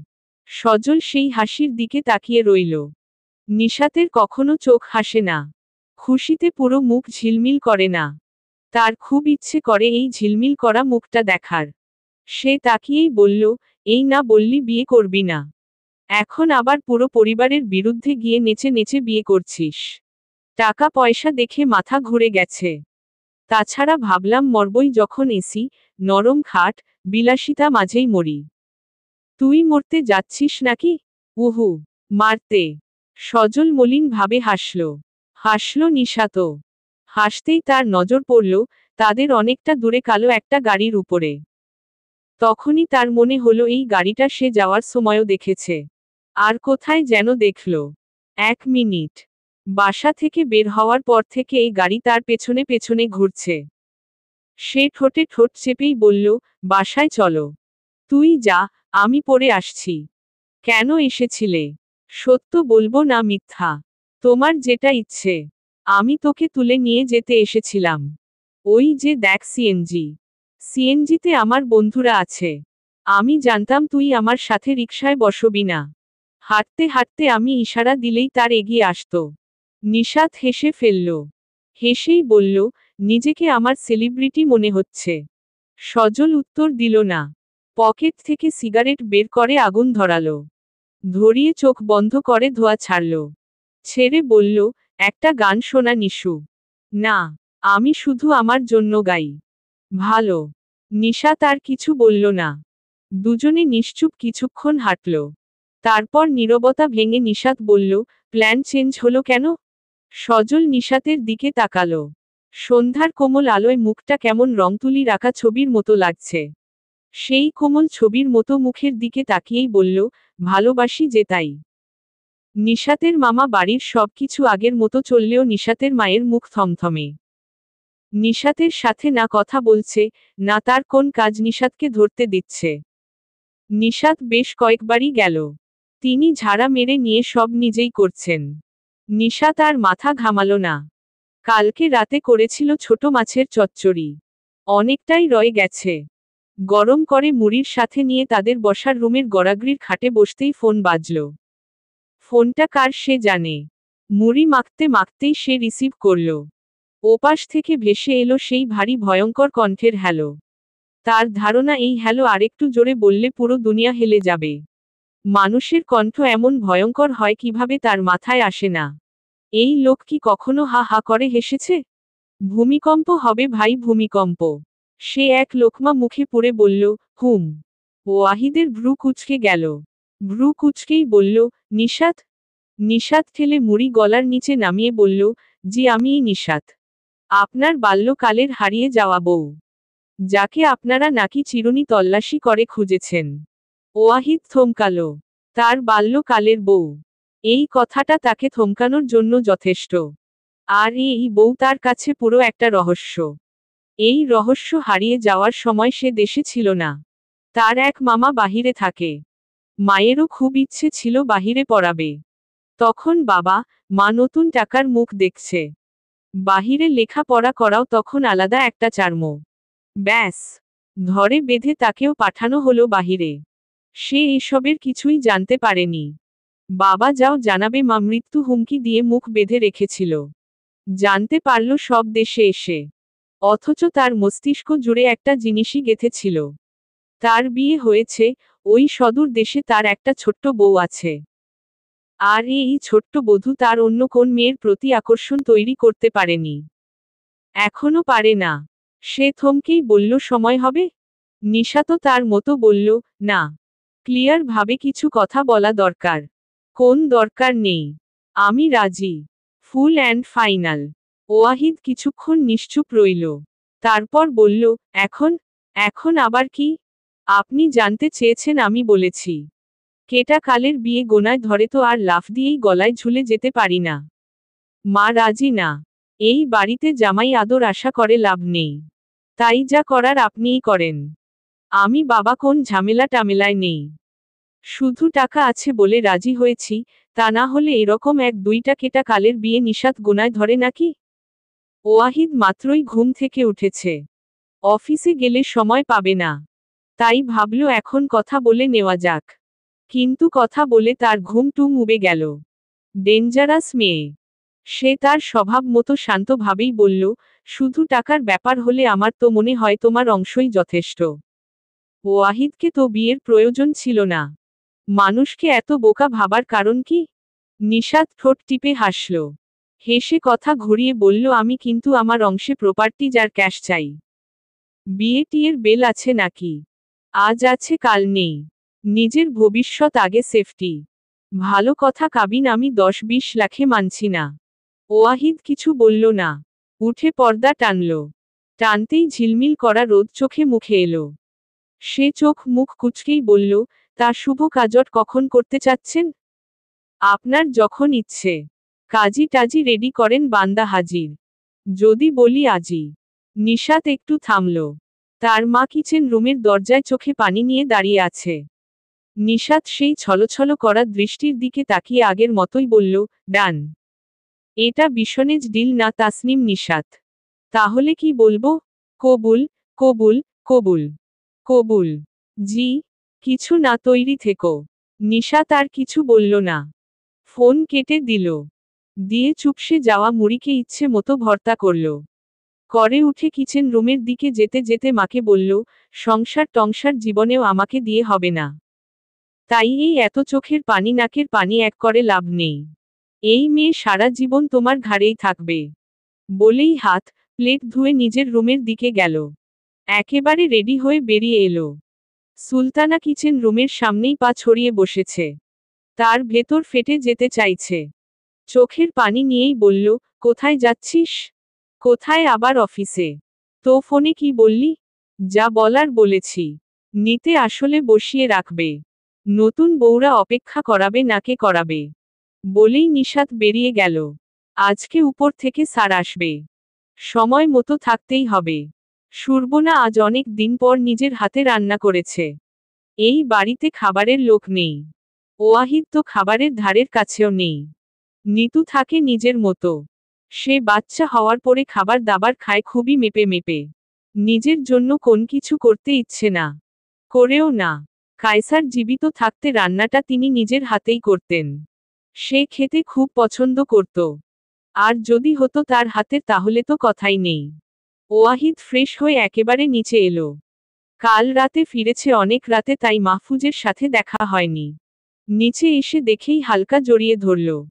নিতু বলতে গেলে বেশিরভাগ সময় এই বাসায় থাকে। মাহফুজদের নিজের ব্যবসা আছে। সেগুলো নিয়ে ব্যস্ত থাকতে হয়। এই ব্যস্ততার মাঝেও এখানে দৌড়াতে হয়। নিতুর এই নিয়ে মাথা ব্যথা নেই। সে থাকে তার মতো। সে জড়িয়ে ধরেই বলল, সব কিছু ঠিক? জি ভাইয়া। আপনি ভালো আছেন? হুম। এসো নাস্তা খাবে। সুরবনা বেগম আগেই বসেছে। তার কাজ ঘেঁষে নিনিত বসা। আরেক পাশে বসল ওয়াহিদ। সামনে নিতু, মাহফুজ। তার চোখ খুশিতে ঝিলমিল করতে লাগল। অনেক দিন পরে তার পুরো পরিবারকে একসাথে পেয়ে। তখনই ওয়াহিদ বলল, আজকে আমি বিয়ে করছি। নিতু মাত্রই কফি মুখে নিয়েছিল। মাথায় উঠে গেল। মাহফুজ তাড়াতাড়ি পানির গ্লাস এগিয়ে দিল। তবে সুরবনা শুনল নির্বিকার ভাবে। যেন জানতো ওয়াহিদ এমন কিছুই বলবে। আমি আসিফকে বলে দিয়েছি। সব ব্যবস্থা করে ফেলবে। নিতু হা করেই বলল, এত তাড়াতাড়ির কি হলো? কেন, সমস্যা কি? আত্মীয় স্বজন আছে। ধীরে সুস্থে সব সুন্দর ভাবে কর। সব হবে। আগে বিয়ে হোক। আগে বিয়ে হোক মানে? বউ কি পালিয়ে যাচ্ছে? সেটাই গিয়েছিল। আর সুযোগ দিচ্ছি না। নিতু বিরক্ত মুখে বলল, মা তুমি কিছু বলবে না? তাছাড়া লামিয়ার কি হবে? সুরবনা আদর করে নিনিতের মুখে খাবার তুলে দিল। দিয়ে বলল, আমার ছেলের যেভাবে খুশি আমিও সেভাবেই খুশি। ওয়াহিদ মায়ের দিকে তাকালো। তাকালো সুবর্ণাও। ওয়াহিদ খুব কম হাসে। হাসলেও হালকা। তবে প্রায় সব সময়ই চোখ, মুখ থাকে শান্ত, নিশ্চুপ। আজকেও তাই। তবে সুবর্ণার মনে হলো, এই শান্ত নিশ্চুপটাও আজ অন্যরকম। নাকি তার মনের ভুল? সে চোখ ফিরিয়ে নিল। নিতেই ওয়াহিদ সব সময়ের মতো হালকা পাতলাই খেল। খাবারের প্রতি তার এমনিতেও খুব একটা আকর্ষণ নেই। আজ আরও নেই। তাছাড়া ইমার্জেন্সি সব কাজ ক্যান্সেল করেছে। তবুও কিছু আছে সেগুলো দুপুরের আগে সব শেষ করতে হবে। তাই উঠে পড়ল। আর ওই দিকে যার জন্য এত কিছু সে নেচে নেচেই অফিসে গেছে। সে উঠতেই নিতু চেঁচিয়ে বলল, কোথায় যাচ্ছিস? ওয়াহিদ বেরুতে বেরুতে বলল, নিজের চরকায় তেল দে। ও বিয়ের নাম নিতে না নিতেই বোন এখন অন্য চরকা হয়ে গেছে। ওয়াহিদ উত্তর দিল না। নিজের মতো বেরিয়ে গেল। নিতু রাগ নিয়ে মায়ের দিকে তাকালো। সুবর্ণা অবশ্য আগের মতোই স্বাভাবিক। সে মাহফুজের দিকে তাকিয়ে বলল, হঠাৎ করে সব হচ্ছে। বেয়াই বেয়ানকে একটু জানিয়ে রেখো। মনে যেন কষ্ট না রাখে। মাহফুজ হালকা হাসল। এই বাড়ি নিয়ে তার বাবা মায়ের কোন মাথা ব্যথা নেই। বিয়ে করে ব্যাচেলরের মতো জীবন তার। অনেক আশা নিয়েই বিয়ে করেছিল। সেই আশার এখন ছিটেফোঁটাও নেই। বিয়ে নিয়ে নিশাতের মাথা ব্যথা না থাকলেও সুলতানা অস্থির হয়ে মরছেন। কি করে মেয়েকে ফেরাবেন তিনি দিশে পান না। নিজের জীবন শেষ, তার মন বলছে মেয়েটারও শেষ হবে। সে টেনশনে কোন কাজে মনও দিতে পারছে না। থালাবাটি ধুতে গিয়ে এক গ্লাস ভেঙেছেন। হেনা কিছুক্ষণ গোজগোজ করল। আবার তরকারি কুটতে গিয়ে নিজের পুরো আঙুল ফালা করে ফেলেছেন। এখন সেটাই চেপে ধরে পানিতে চুবিয়ে বসে আছেন। তখনই কলিং বেল বাজল। সে মাথা ঘামালো না। সাবা বাসায় থাকলে ঘরের যেই কোনায় থাক সে দৌড়ে যাবে। গেলও তাই। যে স্পিডে দৌড়ে গেছে সেই স্পিডেই দৌড়ে এলো। এসে হাঁপিয়ে বলল, সেই দিনের ট্রাকওয়ালা এসেছে। সাথে ইয়া লম্বা এক লোক। দুনিয়ার খাবার টাবার নিয়ে হাজির। সুলতানা বারো টেনশনে বুঝতে পারল না। আঙুল চেপেই বেরিয়ে এলো। আসতেই থমকালো। বয়সে চেহারা অনেকটাই পরিবর্তন হয়েছে, তবে চিনতে সমস্যা হলো না। তার হাত থেকে আঙুল ছুটে গেল। ছুটতেই রক্তে পুরো মাখামাখি হয়ে গেল। ওয়াহিদ এগিয়ে এসে আঙুল চেপে ধরল। সুলতানা হকচকিয়ে গেল। ওয়াহিদ আসিফের দিকে তাকিয়ে বলল, নিচে দোকান আছে। ওয়ান টাইম ব্যান্ডেজ পাও কি না দেখো। আসিফ বেরিয়ে গেল। ফিরে এলো কিছু সময়ের মাঝেই। ওয়াহিদ সুলতানার হাতে ব্যান্ডেজ লাগিয়ে বলল, আমি জানি, আমার কোন শব্দে আপনার ঘৃণা কমবে না আন্টি। তবুও দোয়া চাইতে এলাম। প্রথমবার সেই বুঝো না থাক, এবার আছে। তাই সবার দোয়া নিয়েই এগুব। বলেই নিচু হয়ে সালাম করল। সুলতানা কিছু বলল না, তবে আস্তে করে মাথায় হাত রাখল। রাখবে না কেন? সে তো সুবর্ণা না। না কখনো সুবর্ণার মতো হতে পারবে। সে যে সুলতানা। সাদাসিধে সুলতানা। যে তার স্বামীকে চোখ বন্ধ করে বিশ্বাস করত। বলেই তাকে স্বামীর করা পাপের বোঝা বইতে হয়েছে। হারাতে হয়েছে অনাগত সন্তানকে। সেই সন্তান নিষ্পাপ। নিষ্পাপ জেনেও সে সুবর্ণা মতো হতে পারবে না। পারবে তার মতো প্রতিশোধ নিতে। নিশাতের অফিসে আজ দুনিয়ার ব্যস্ততা। উপর থেকে স্যার এসেছে। বছরে 2-3 বার এমন তারা আসেন। এটাও তাদের দায়িত্ব। তাদের কাজগুলো ঠিকমতো হচ্ছে কি না তার রিপোর্ট দিতে হয়। রিপোর্ট অনুযায়ী বাস্তবায়ন হচ্ছে কি না নিজেরা এসে চেক করেন। এই ব্যস্ততার মাঝে সজল ভাই এসে হাজির। নিশাত বিরক্ত মুখে বলল, আজকে আবার কোন প্ল্যান নিয়ে এসেছো? সজল হালকা হাসল। হেসে চেয়ারে বসতে বসতে বলল, 1 ঘন্টা সময় দিলাম। যা যা কাজ করার কর। তারপর তুলে নিয়ে যাব। নিশাত কথা বাড়ালো না।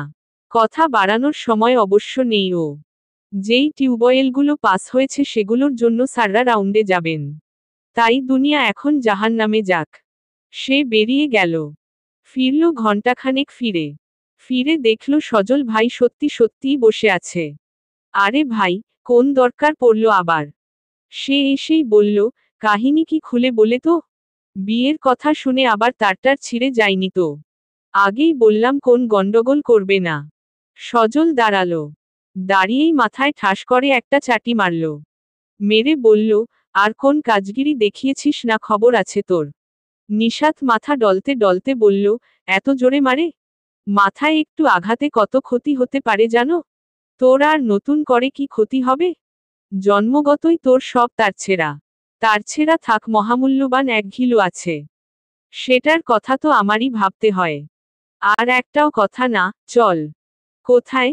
সজল নিশাতের দিকে শান্ত চোখে তাকালো। দৌড়াদৌড়ির জন্য নিয়ে ঘেমে একাকার সে।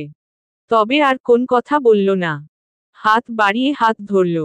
সজলের বুক কাঁপল। সেই কেঁপে উঠা পুরো উপেক্ষা করে সে নিশাতকে টেনে নিয়ে গেল। নিশাত বাড়ির সামনে এসে বলল, বাড়িতেই আনবে তো এত টেনে ছিঁচড়ে আনার কি হলো? আমি ভাবলাম কিডন্যাপ টিডন্যাপ করছো নাকি আবার। ছ্যাঁকা খেয়ে মানুষ কত রকম আকাম কুকাম করে। কলিজা তো আমার ধক ধক করছিল। তোর আবার কলিজা আছে নাকি? নেই? না। তাহলে কি আছে? কিছুই নেই। তুই হচ্ছিস রোবট। ছ্যাঁকা খেয়ে তোমার মাথা সত্যিই গেছে। আমি ছ্যাঁকা খেয়েছি? কি জানি, তুমিই জানো। আমি ভাই আগে পিছে নেই। এজন্যই তো বললাম তুই রোবট। রোবট রোবট করবে না, নাক ফাটিয়ে দেব। এই ছাড়া পারিস কি তুই? নিশাত আবারও কিছু বলতে যাচ্ছিল। তবে তাদের বসার রুমে পা রাখতেই থমকে দাঁড়ালো। রুমের চেহারা আজ বদলেছে। কেন বদলেছে সে আন্দাজ করতে পারল। সে দাঁড়িয়েই চোখ পাকিয়ে তাকালো। সজল জুতো খুলছে। খুলতে খুলতে বলল, এই বাড়ির মেয়ে তুই? কাজী অফিসে বিয়ে করবি কেন? বাবা না থাক, গার্ডিয়ান অবশ্যই আছে। তো বিদায় হলে এই বাড়িতে থেকেই হবি। আমাকে বিদায় করতে তোমার কলিজা কাঁপবে না? কাঁপলে কি করবি, আমার হবি? না। তাহলে এত কথা বাড়াচ্ছিস কেন? এমনি। সজল বড় একটা শ্বাস ফেলল। ফেলে রুমের দিকে গেল। নিশা তো আর দাঁড়ালো না। সোজা নিজের রুমে চলে গেল। এই রুমে এসেও টাস্কি খাওয়ার জোগাড়। বিয়ের শাড়ি টাড়ি থেকে দুনিয়ার কিছু এসেছে। সে কিছু ছুঁয়েও দেখল না। তার মা কোথায়? সুলতানা বসে আছে রান্নাঘরে। না, এখন আর তার চোখে পানি নেই। বসে আছে শুষ্ক চোখে। হেনা সারা জীবন ঝিম মেরে থাকলেও আজ সে বড়ই উৎফুল্ল। অবশ্য মনে হয় না বিয়ের জন্য। দুনিয়ার বাজার সদাই এসেছে। সেগুলো নিয়েই তিনি মহাব্যস্ত। তার ভাইয়ের বউদের খবর দিয়ে এনেছে। তারাও হাতে হাতে করছে। জালাল উদ্দিন গেছে আশেপাশের কয়েকজন মুরব্বি ডাকতে।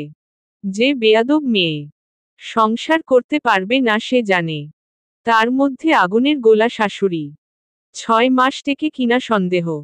সেই তার ঘাড়ে এসেই জুটবে। অবশ্য দুনিয়ার 6 সম্মতি পাচ্ছে। নাও জুটতে পারে। তবে এমনি এমনি ছেড়ে দেবে তা তো না। দায়িত্ব নিয়েছে, ফেলে দিতে পারে? তাই এই মুরব্বিদের নিয়েই তখন চেপে ধরতে পারবে। সংসার না করুক, কাবিনের টাকাটা উসুল করা যাবে। নিশাত রান্না ঘরে এসে দেখল তার মা চুপচাপ বসে আসে। সে এগিয়ে গিয়ে হাঁটু মুড়ে তার পাশে বসল। বসতেই সুলতানা বলল, আমি সব সময় চেয়েছি আমার মেয়ের জীবন আমার মতো না হোক। অবুঝ ছিলাম। মোহ পড়ে সব সম্পর্ক ছিন্ন করে হাত ধরে পালিয়ে গেছি। কোন মুরব্বি নেই, কোন আত্মীয় স্বজন নেই, গায়ে গয়না তো ভালোই, সাধারণ একটা শাড়িও নেই। 3 পিসের ওড়নাটা মাথায় দিয়েই অচেনা এক কাজী অফিসে কবুল বলেছি। সাইন করেছি নিজের ধ্বংসের খাতায়। মেয়েদের বড় শত্রু কি জানিস? সে নিজে। চোখের সামনে সব থাকে তবুও তারা ভালোবাসে কল্পনার জগতে ঘুরতে। সেই ঘুরতে ঘুরতে হঠাৎ করে একসময় বাস্তবতার সামনে মুখ থুবড়ে পড়ে কেঁদে মরে বলবে তার সাথেই কেন এমন হলো? অথচ সবকিছু তার সামনে ছিল, সে ইচ্ছে করেই দেখেনি। সুলতানার চোখে পানি চলে এসেছে। সে আঁচল দিয়ে পানি মুছে বলল, আমার কি আর সাধ্য আছে ভাগ্য বদলাবো? তবে কিছু কিছু জিনিস আমি বদলাতে পারি। আমার মেয়ের বিয়ে আমার মতো না হোক। তার বিয়ে হোক তার চেনা গণ্ডির মধ্যে। তার গায়ে বিয়ের শাড়ি হোক, গহনা হোক বলেই সাইড থেকে হলুদের বাটি থেকে একটু হলুদ নিয়ে নিশাতের কপালে ছোঁয়ালেন।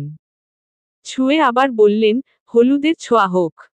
হাতে মেহেদির রং হোক, সাথে স্বপ্ন জোড়া রঙিন সংসার হোক। নিশাত হাসল।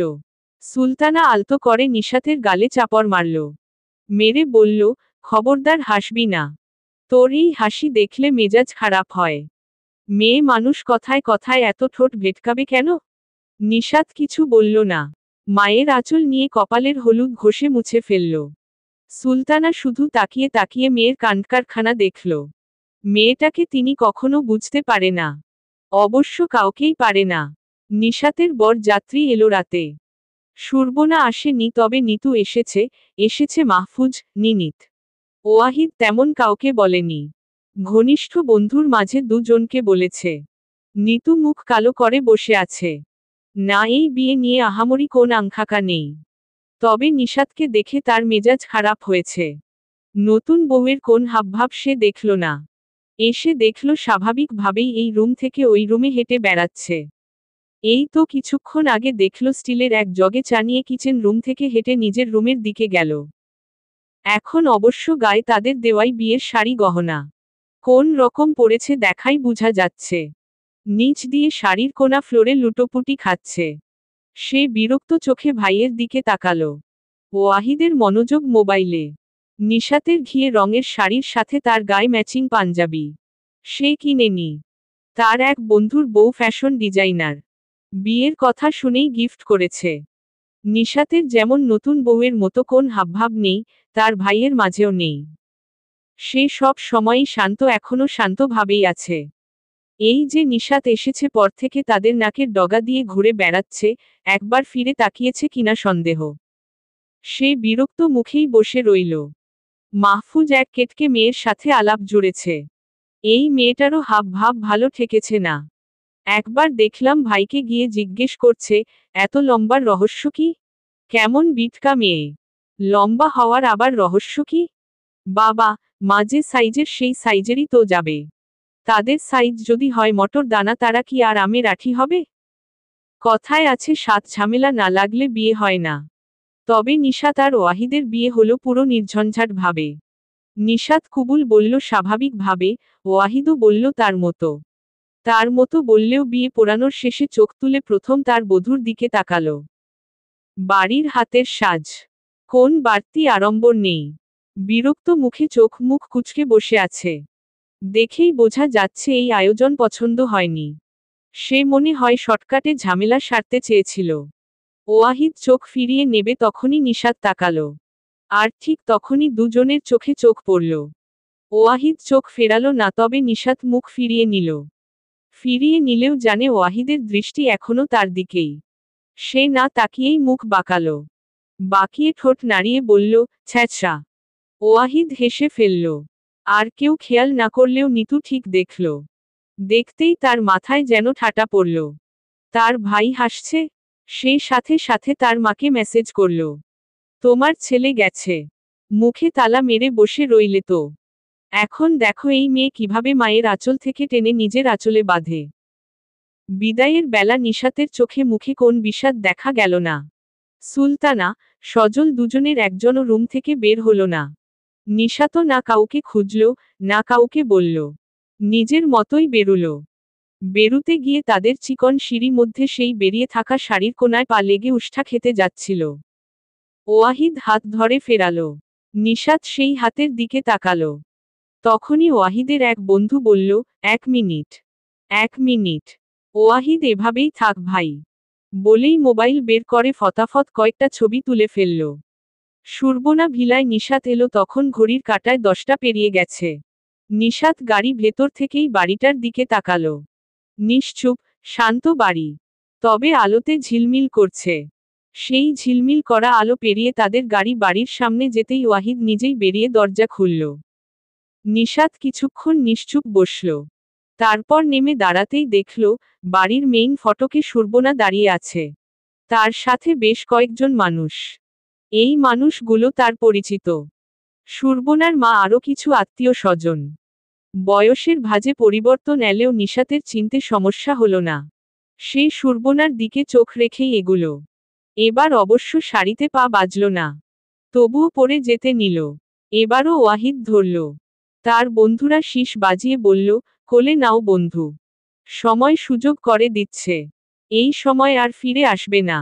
ওয়াহিদ অবশ্য কোলে নিল না। দরজায় মা, নানি, মামিরা দাঁড়িয়ে। সে নিশাতকে গুছিয়ে দাঁড় করালো। তবে হাত ছাড়ল না। নিশাত সেই ধরা হাতের দিকে তাকিয়ে সুরবনার দিকে তাকালো সুরবনাও। তার দৃষ্টি দেখে বোঝার উপায় নেই। তার ভেতরে আগুন জ্বলছে, দাউদাউ করা আগুন। এক মমতায় হয়েছে সে হিংস্র, আরেক মমতায় হতে হচ্ছে তাকে শান্ত। সুরবনা মনের ক্লেশ মনে চেপে ছেলের বউকে বরণ করল। ছেলে তার বউ এনেছে, বরণ না করে উপায় আছে। সে শান্ত মুখে বরণ করল, মিষ্টি মুখ করালো। গলায় মোটা স্বর্ণের চেইন পরালো। তারপর ভাইয়ের বউদের ইশারা দিল ভেতরে নিয়ে যেতে। তারাই নিশাতকে একেবারে ড্রয়িং রুমে এসে বসালো।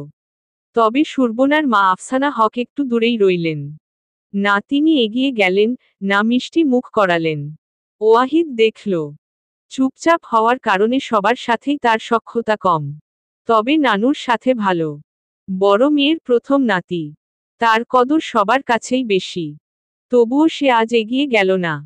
সব সময় যা করে তাই করল। সোজা নিজের রুমে এলো। সব কিছুরই একটা নির্দিষ্ট সময় আছে। চাইলেই ফট করে কিছু ঠিক হয় না। এই বাড়ি, ওই বাড়ির সবাই একটা অ্যাক্সিডেন্টে আটকে আছে। অথচ দোষ যাদের তারা কেউই আর জীবিত নেই। সে ফ্রেশ হয়ে কফি নিয়ে দ্বিতীয় ফ্লোরে এসে দাঁড়ালো। ডুপ্লেক্স বাড়ি, এখান থেকে নিচের পুরোটাই দেখা যায়।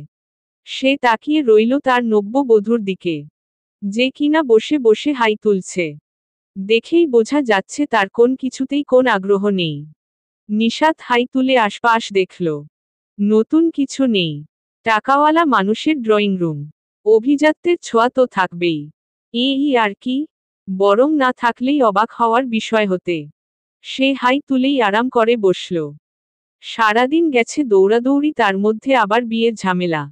শরীর এখন বিছানা বিছানা করছে। তবে বেহুদা তাকে এখানে বসিয়ে রেখেছে কেন কে জানে। এমন তো না গ্রাম শুদ্ধ মানুষ এসে দেখে দেখে যাচ্ছে। যে ঢঙের বিয়ে তার আবার রীতিনীতি। একগাদা মিষ্টি ঠেলে খাওয়ালো। খাইয়ে হবেটা কি? জন্মের সময় মধুতে কাজ হয়নি, আর হবে এই মিষ্টিতে। তার পাশেই বসা নিতু প্যাচির ছেলে। নিতু প্যাচির ছেলে হলেও কিউটের ডাব্বা। মন ভালো নেই তা না হলে এতক্ষণে গালে 2-3টা মোচড় খেয়ে ফেলত।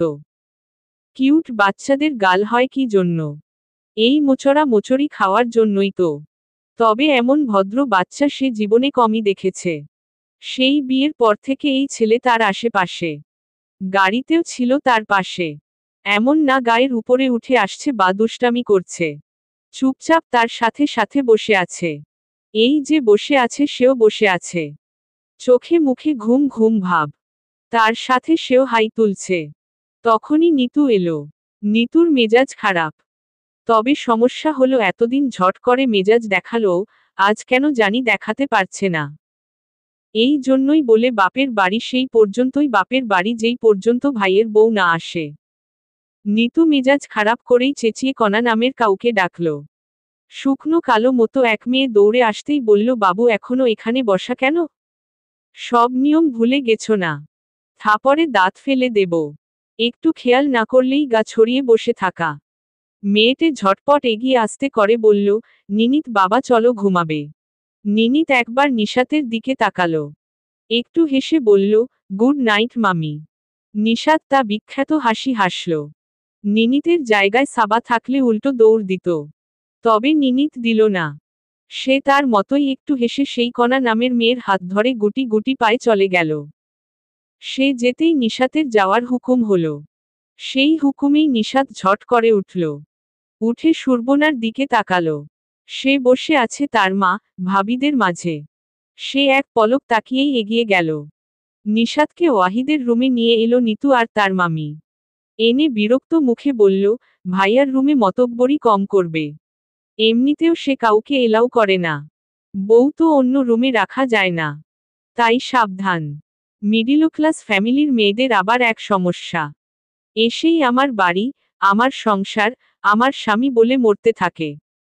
নিশাত আবারও হাই তুলল। বিয়ের না করতে করতেই জীবনটা তেনা তেনা। সে হাই তুলেই বলল, বউ অন্য রুমে রাখা যায় না, তোমাকে কে বলল? রুম তো যেমন তেমন কত মানুষের বাড়ি আলাদা থাকে। তাই এক কাজ করো, আমাকে অন্য রুম দিয়ে দাও। এত বড় ভিলায় রুমের তো অভাব হওয়ার কথা না। তার কমফোর্ট রইল, আমারও। নিতু চোখ চড়কগাছ করে বলল, বাড়ি আলাদা মানে কি? আর তুমি আমাকে তুমি করে বলছো কেন? বাড়ি আলাদা মানে এই যে আপনার মতো শ্বশুর বাড়ি, বাপের বাড়ি। এখানে দোষ না হলে আলাদা রুমে থাকলে হবে কেন? আর তাছাড়া আমি তো বলতেই পারি বড় ভাইয়ের বউ। তবে তুমি কোন হিসেবে বলছো বুঝতে পারছি না। যতদূর মনে পড়ে আমি 1 বছরের বড়। তুমি কি আমাকে খোঁটা দিচ্ছ? একদম না। সত্য বললাম। রুমে এলাও না করলে জোর করে থাকার দরকার কি? আমি এটার কথা বলিনি। আমিও কোনোটার কথা বললাম।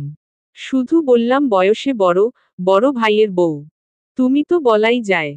তাছাড়া ছোটবেলায় কত একসাথে পুতুল বউ খেলেছি। বড় বড় করছো কেন? বড় হয়েছো তো কি হয়েছে? কিছু না। আল্লাহ তাআলা আমাকে 1 বছর আগে পাঠিয়েছে। এত তো তোমার বা আমার হাত নেই। তাই তুমিতে কাটাকাটি। নিতু টাস্কি খেয়ে কিছুক্ষণ তাকিয়ে রইল। কোন দিকের কথা কোন দিকে গেল সে ধরতে পারছে না। সারা জীবন চটাং চটাং তো সে বলে এলো। আজ কথা খুঁজে পাচ্ছে না কেন? তাছাড়া এমন চটং চটং কথা তো শ্বশুর বাড়ি গিয়ে সে নিজেও কখনো বলেনি। অথচ এই মেয়ে কত অবলীলায় বলছে। কিসের দেমাগ এই মেয়ের? সে আবার কিছু বলতে যাচ্ছিল। নিতুর মামি পরিস্থিতি সামলালেন। তিনি মাঝে কথা বলে বললেন, আচ্ছা ঠিক আছে। রাত তো কম হলো না। তুমি বরং ফ্রেশ হয়ে নাও। তাছাড়া ওয়াহিদ রুম থেকে খুব একটা বের হয় না। আমাদের জন্যই হয়তো আসতে পারছে না। নিতু আসো। বলেই তিনি নিতুকে টেনে নিয়ে গেলেন। তার মনে খুশির লাড্ডু ফুটছে। বিয়ে হয়েছে পর থেকে এই নোনাসের যন্ত্রণায় ওষ্ঠাগত। সব কিছুতে মাতব্বরি। আর তাদের শাশুড়ি। মেয়ে যা বলবে সেটাই ঠিক। এর কোন ডান বাম নেই। এখন নিজের বউকে পারলে সামলাও। এই মেয়েকে বাগে আনা 4টি কথা হবে না। নিশাত রুমে এসে অবাক তো মামুলি ব্যাপার স্যাপার। বলতে গেলে ঝটকাই খেলো। না রুম দেখে না। রুম আর এমন কি? টাকাওয়ালা মানুষ। এমন বেডরুম হবে না কেমন হবে? তারা সিম্পল জিনিসও করে লাখ টাকার সিম্পল জিনিস দিয়ে। তাই রুম যেমন খুশি তেমন হোক। তারা মামা বাড়ি নিয়ে যেমন মাথা ব্যথা নেই, তেমন এ বাড়ি নিয়েও নেই। সে তো ঝটকা খেলো একটা ছবি দেখে। বেডরুমটা 3 অংশে বিভক্ত। প্রথম অংশে বেডরুম, মাঝে ওয়াশরুম চেঞ্জিং রুম। বাকিটুকু সুন্দর কাচ ঘেরা একটা খোলা জায়গা। যাকে রুমও বলা যায় আবার বিশাল একটা বারান্দাও বলা যায়। কাচগুলোর দেওয়ার ঘেঁষে বড় বড় লম্বা সাদা পর্দা। কোন ফার্নিচার নেই। তবে সুন্দর সুন্দর বসার ফ্লোর কুশন আছে। কাচের দেয়ালের ওপাশে রেলিং ঘেঁষে কুঞ্জলতা ফুটে আছে। আর এই কাচ ঘেরা রুমের ইট, পাথরের দেয়ালে সুন্দর একটা ফ্রেমে বাধাই করা একটা ছবি। ছবিটা তাদের ছোটবেলার বিয়ের ছবি। মাথায় জরিওয়ালা বিয়ের ঘোমটা, পুরো চোখ জুড়ে কাজল, ঠোঁটে টুকটুকে লাল লিপস্টিক। মুখ ফুলিয়ে বসে আছে নিশাত। যেন কোন কিছু নিয়ে খুব রাগ। তার পাশেই ওয়াহিদ। 11-12 বছরের ওয়াহিদ। শুধু চোখ দুটো দেখা যাচ্ছে। পুরো মুখে সে রুমাল চেপে বসে আছে। নিশাত শান্ত চোখে এই ছবির দিকে তাকিয়ে রইল। তখনই ওয়াহিদ তার পাশে এসে দাঁড়ালো। দাঁড়াতেই নিশাত বলল, এমন ফাজলামি কারো সাথে না হোক। কেন? এটা অন্যায়। দুনিয়াতে সব ঠিক হতে নেই। কি জানি বাপু। যাদের জীবনে সব কিছু ঠিক, তারা ঠিক বেঠিকের বুঝবে কি? বলেই নিশাত চেঞ্জিং রুমের দিকে এগুলো। চেঞ্জ করা দরকার। ওয়াহিদ পেছনে থেকে ডাকল, নিশাত। নিশাত ঘুরে দাঁড়িয়ে গেল। ওয়াহিদ একটু থামল। তারপর বলল, কফি। নিশাতও তার মতো কিছুক্ষণ থেমে তাকিয়ে রইল। তারপর সোজা বলল, না। কেন? কেন আবার কি? না খেলে এখন জোর করে খাওয়াবেন? খাওয়াতেও পারি। হক আছে আমার। হকগিরি অন্য কোথাও গিয়ে দেখান। তাছাড়া সামনে এলে ঘুষি মেরে নাকের মানচিত্র চেঞ্জ করার কথা ছিল। ভাগ্য ভালো সেটা করছি না। করে ফেলো। তোমার উপরে কেন জানি ঠিকঠাক রাগ করতে উঠতে পারছি না। করলে যদি পারি। পেরে কি করবেন? রাগ উঠলে ওয়াহিদ সব পারে। বিয়ে করেছি, যা এখন করতে পারছি না, সেটাও করে ফেলতে পারি। নিশাত হাসল। হেসে বলল চেষ্টা করে দেখতে পারেন। পরে খুনটুন হলে এর দায় নিশাতের না। না হলেও হেডলাইন খারাপ হবে না। বাসর রাতে নববধূর হাতে স্বামী খুন। নিশাত আর উত্তর দিল না। সময় নষ্ট বলেই ব্যাগ থেকে কাপড় বের করল। করে সোজা চলে গেল। বেরিয়ে দেখল ওয়াহিদ বেডরুমের ডিভানে বসা, হাতে কফি। এই রুমেই কফির ব্যবস্থা আছে। বড় লোকদের বড় বড় কারবার। তা না হলে এমন তিতকুটে বিষকে শখ করে খায়। নিশাত এবারও আর কথা বাড়াল না। কমফোর্টার জড়িয়ে শুতে গেল। পুরো দমে এসি ছাড়া। তার শীত শীত করছে। তখনই ওয়াহিদ বলল, বিয়েটা কেন করেছ নিশাত? নিশাত গলা পর্যন্ত কমফোর্টার টেনে শুয়ে বলল, আমি একটা শান্তির জীবন চাই তাই। ওয়াহিদ নিশাতের দিকে তাকালো। সে পুরো প্যাকেট হয়ে গেছে। এসির রিমোট নিয়ে পাওয়ার কমিয়ে দিল।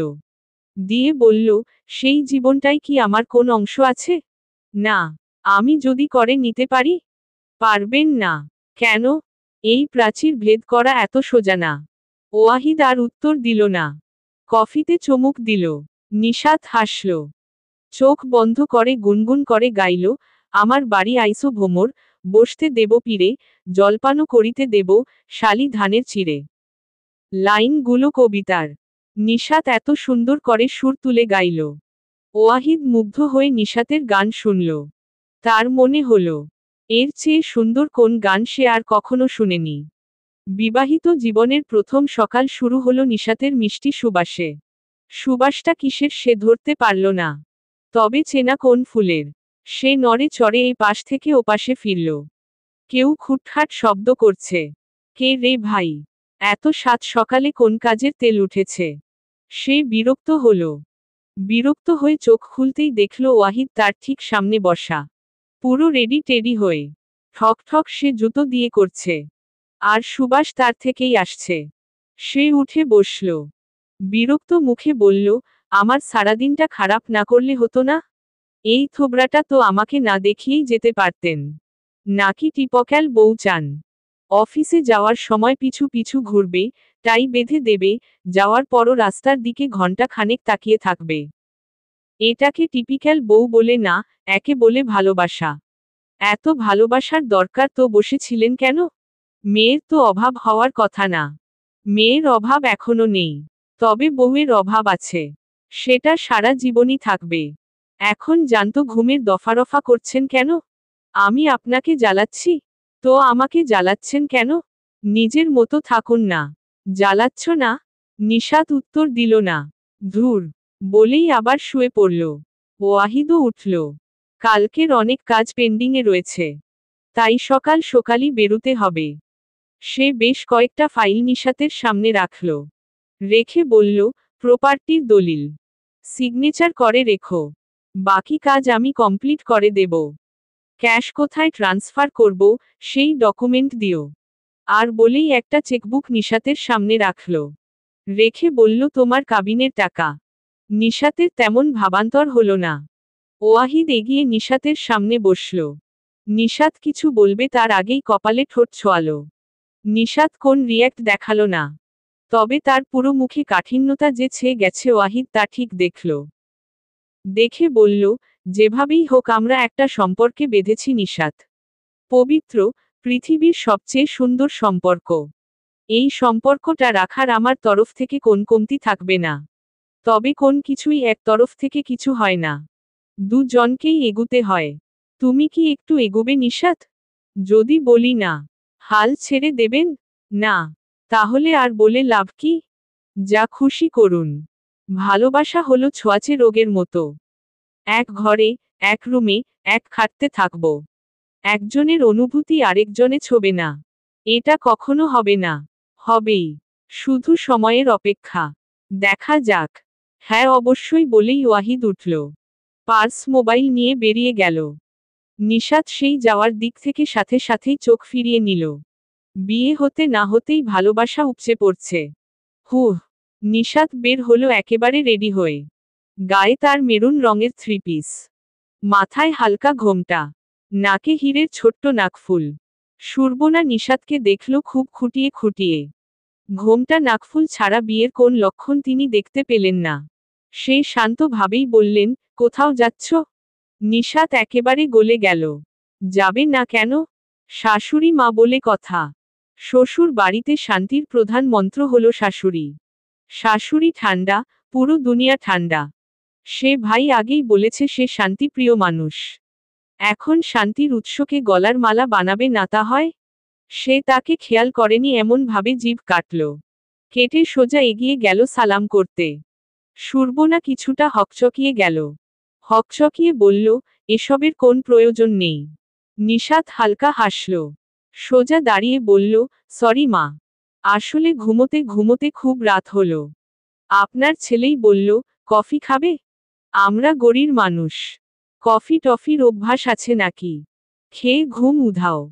গল্প করতে করতে কখন যে সময় গড়ালো বুঝতেই পারেনি। তাই সকালে উঠতে দেরি হয়ে গেল। আপনার ছেলেকেও দেখুন একটু ডেকে যাবে তো নাকি? সুরবনা শান্ত চোখেই নিশাতের দিকে তাকিয়ে রইল। মেয়েটাকে সে বুঝতে পারছে না। তবে এইটুকু ঠিকই বুঝেছে সুলতানার মতো সহজ না। তবুও ভেতরে কোথাও যেন জ্বলে উঠল। তার ছেলে, এই মেয়ের সাথে একই রুমে একই খাটে। সে নিজেকে শান্ত রেখে আগের মতোই বলল, কোথায় যাচ্ছ? অফিসে। হঠাৎ বিয়ে? ছুটি ছাটা তো নেওয়ার সুযোগ পেলাম না। তবে আজকে গিয়েই সপ্তাহ খানের নিয়ে আসব। নতুন বউ এমন ডিং ডিং করতে করতে অফিসে যাবে ভালো দেখায় বলেন? সুরবনা কিছুক্ষণ আগের মতোই তাকিয়ে রইল। তারপর বলল, দাঁড়িয়ে আছো কেন, বসো। নিশাত এগিয়ে সুরবনার পাশে বসল। সুরবনা আগের মতোই বলল, আমি জানি আমাদের সম্পর্কটা আর 10টা মানুষদের মতো না। অনেক তিক্ততা আছে। তবে যা গেছে তা আর মনে রেখে লাভ কি? আমি একা মানুষ। ওয়াহিদ বলতে গেলে সারাদিন বাইরে বাইরে। নিতু নিতুর মতো। আমি এমন একটা বউ চেয়েছিলাম যে সংসারটা আলো করবে। আমার ছেলেকে ঘরমুখো করবে। পছন্দও ছিল। আমার বোনের মেয়ে। যেমন দেখতে সুন্দর তেমনই ভদ্র মেয়ে। ওয়াহিদ আবার তোমাকে ছাড়া কাউকে বিয়ে করবে না। এখন সব আশা ভরসা তো তোমার কাছেই রাখবো, তাই না? অবশ্যই। আপনি বলুন আমাকে কি করতে হবে। কিন্তু তুমি তো অফিসে যাচ্ছ। আমার আরামের চাকরি মা। মানছি এখন অনেকটা দূর হয়ে গেছে। তবে আমি ম্যানেজ করে নেব। আসলে ওয়াহিদ এখনো অনুষ্ঠানের ব্যাপারে কিছু বলেনি। হয়তো সব ম্যানেজ করে বলবে। তবে আমি তো আত্মীয় স্বজন নিয়ে থাকি। দুপুরে তো সম্ভব না। তাদের যদি রাতে ডিনারের ইনভাইট করি। তুমি সব ম্যানেজ করতে পারবে? আসলে খারাপ টাবার তো সবাই সবার বাসায় খায়। আমার বাসায়ও কাজের লোক আছে। তবে নতুন বউদের কাছে সবাই একটু আশা রাখে। অবশ্যই। আপনি কোন টেনশন করবেন না। আমি দুপুরের কিছুটা পরপরই এসে হাজির হব। বুঝতেই পারছেন, কালকেও হাফ ডে করেছি। আমার তো আর আপনার ছেলের মতো বাপের অফিস না। বসে বসে বসগিরি করব। সুরবনা ভ্রু কুঁচকে তাকালো। মেয়েটা অতি স্বাভাবিক ভাবে যে কোন কথা বলতে পারে। এতটাই স্বাভাবিক যে কোনটা খোটা, কোনটা ভালো, কোনটা মন্দ কিছুই ধরা যায় না। তখনই মাহফুজ নামল। নিতু এখনো ঘুম থেকে উঠেনি। সেই মহারানী নিজের মতো চলে। এমন চলে দেখেই শ্বশুর বাড়িতে পা রাখতে চায় না। নিশাত হেসে বলল, আসসালামু আলাইকুম ভাইয়া। মাহফুজও হকচকিয়ে গেল। সে ভাবেনি এভাবে কথা বলবে। কালকে যে মুখ করে বসেছিল। সে ভেবেছে নিতুর টাইপই মনে হয়। বিয়ে নিয়ে তো কোন মাথা ব্যথা দেখল না। নিজের মতো ঘুরছে ফিরছে। সে হকচকিয়ে সালাম নিল। নাস্তা করেছেন ভাইয়া? না, এখনো করা হয়নি। আসুন না একসাথে করি। আমারও করা হয়নি। না ঠিক আছে। আপনার দেরি হতে পারে। একদম না, আসুন তো। আমার হচ্ছে পৃথিবীর সবচেয়ে সুখের চাকরি। একটা টিউশনিও করতাম। আর যাওয়া হবে না মনে হয়। আহারে সায়ান বাবাটা। যাক সায়ানের দুঃখ নিনিতকে দিয়ে ভুলবো বলেই নিশাত এগিয়ে গেল। নিজেই সবকিছু মাহফুজকে এগিয়ে দিল। মাহফুজ অবাক হয়ে বলল, ভাবি আপনি বসুন। কাজের লোক আছে তো, তারা দেখবে। কি যে বলেন না ভাইয়া। হাজার কাজের লোক থাক। যত্ন, ভালোবাসা এগুলো কি কাজের লোকের কাছে পাওয়া যায়? এই যে দেখুন আপনার ভাইয়া, বিয়ের প্রথম সকালেই গায়েব। একসাথে নাস্তা করব তা না। আর আসবে এই রকম সকাল বলেন? মাহফুজ নিশাতের দিকে তাকালো। নিশাত আগের মতোই হাসল। হেসে সুন্দর করে গুছিয়ে মাহফুজকে সব এগিয়ে দিল। সুরবনা ড্রয়িং রুম থেকেই শান্ত চোখে তাকিয়ে রইল। তখন তার মা তার পাশে বসলেন। বসতে বসতে বললেন, নিজের সন্তান নিজের সন্তানই হয়। এই যে আমার মেয়ে শারমিন, কতটা দুঃখে নিজের জীবন দিয়েছে। সে যদি তোর সন্তান হতো এত সহজে মেনে নিতে পারতি? সুরবনা উত্তর দিল না। সে নিশাতের দিকে আবার তাকালো। সে খুব হেসে হেসে মাহফুজের সাথে কথা বলছে। নাস্তার প্রতিটা সময় সুরবনা খুব নিখুঁতভাবে খেয়াল করলেন। খেয়াল করল মাহফুজকেও। এই বাড়িতে এলে তার মুখে হাসি দেখা যায় না, শুধু যেন দায়িত্বের জন্য আসা।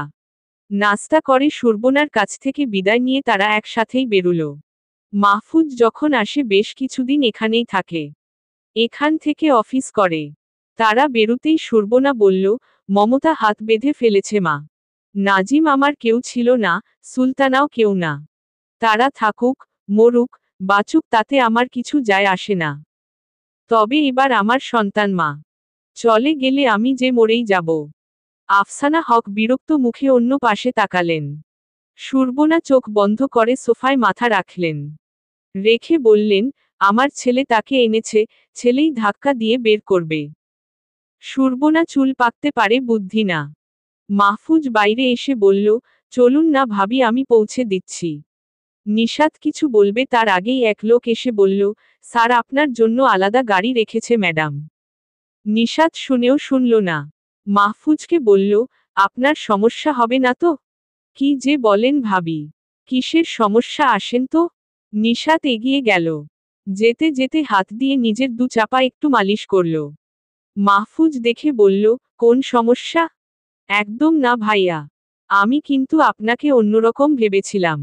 ভেবেছিলাম খুবই কঠিন টাইপ কেউ। নিশাত হাসল। হেসে বলল, আসলে ভাইয়া সব সময় আমরা যা দেখি তা সত্যি হয় না। একদম ঠিক বলেছেন। প্রমাণত আমার সামনেই। ভাইয়া খুব লাকি। নিশাত আগের মতোই ঠোঁট ভ্যাটকাল। ভেটকিয়ে গাড়িতে গিয়ে বসল। বসতে বসতে বলল, আপনিও খুব লাকি। নিতুর মতো জীবন সঙ্গী পেয়েছেন। মাহফুজ হাসল। এ হাসি অবশ্য আগের মতো প্রাণবন্ত না। নিশাত দেখল, দেখে রাস্তার দিকে তাকালো।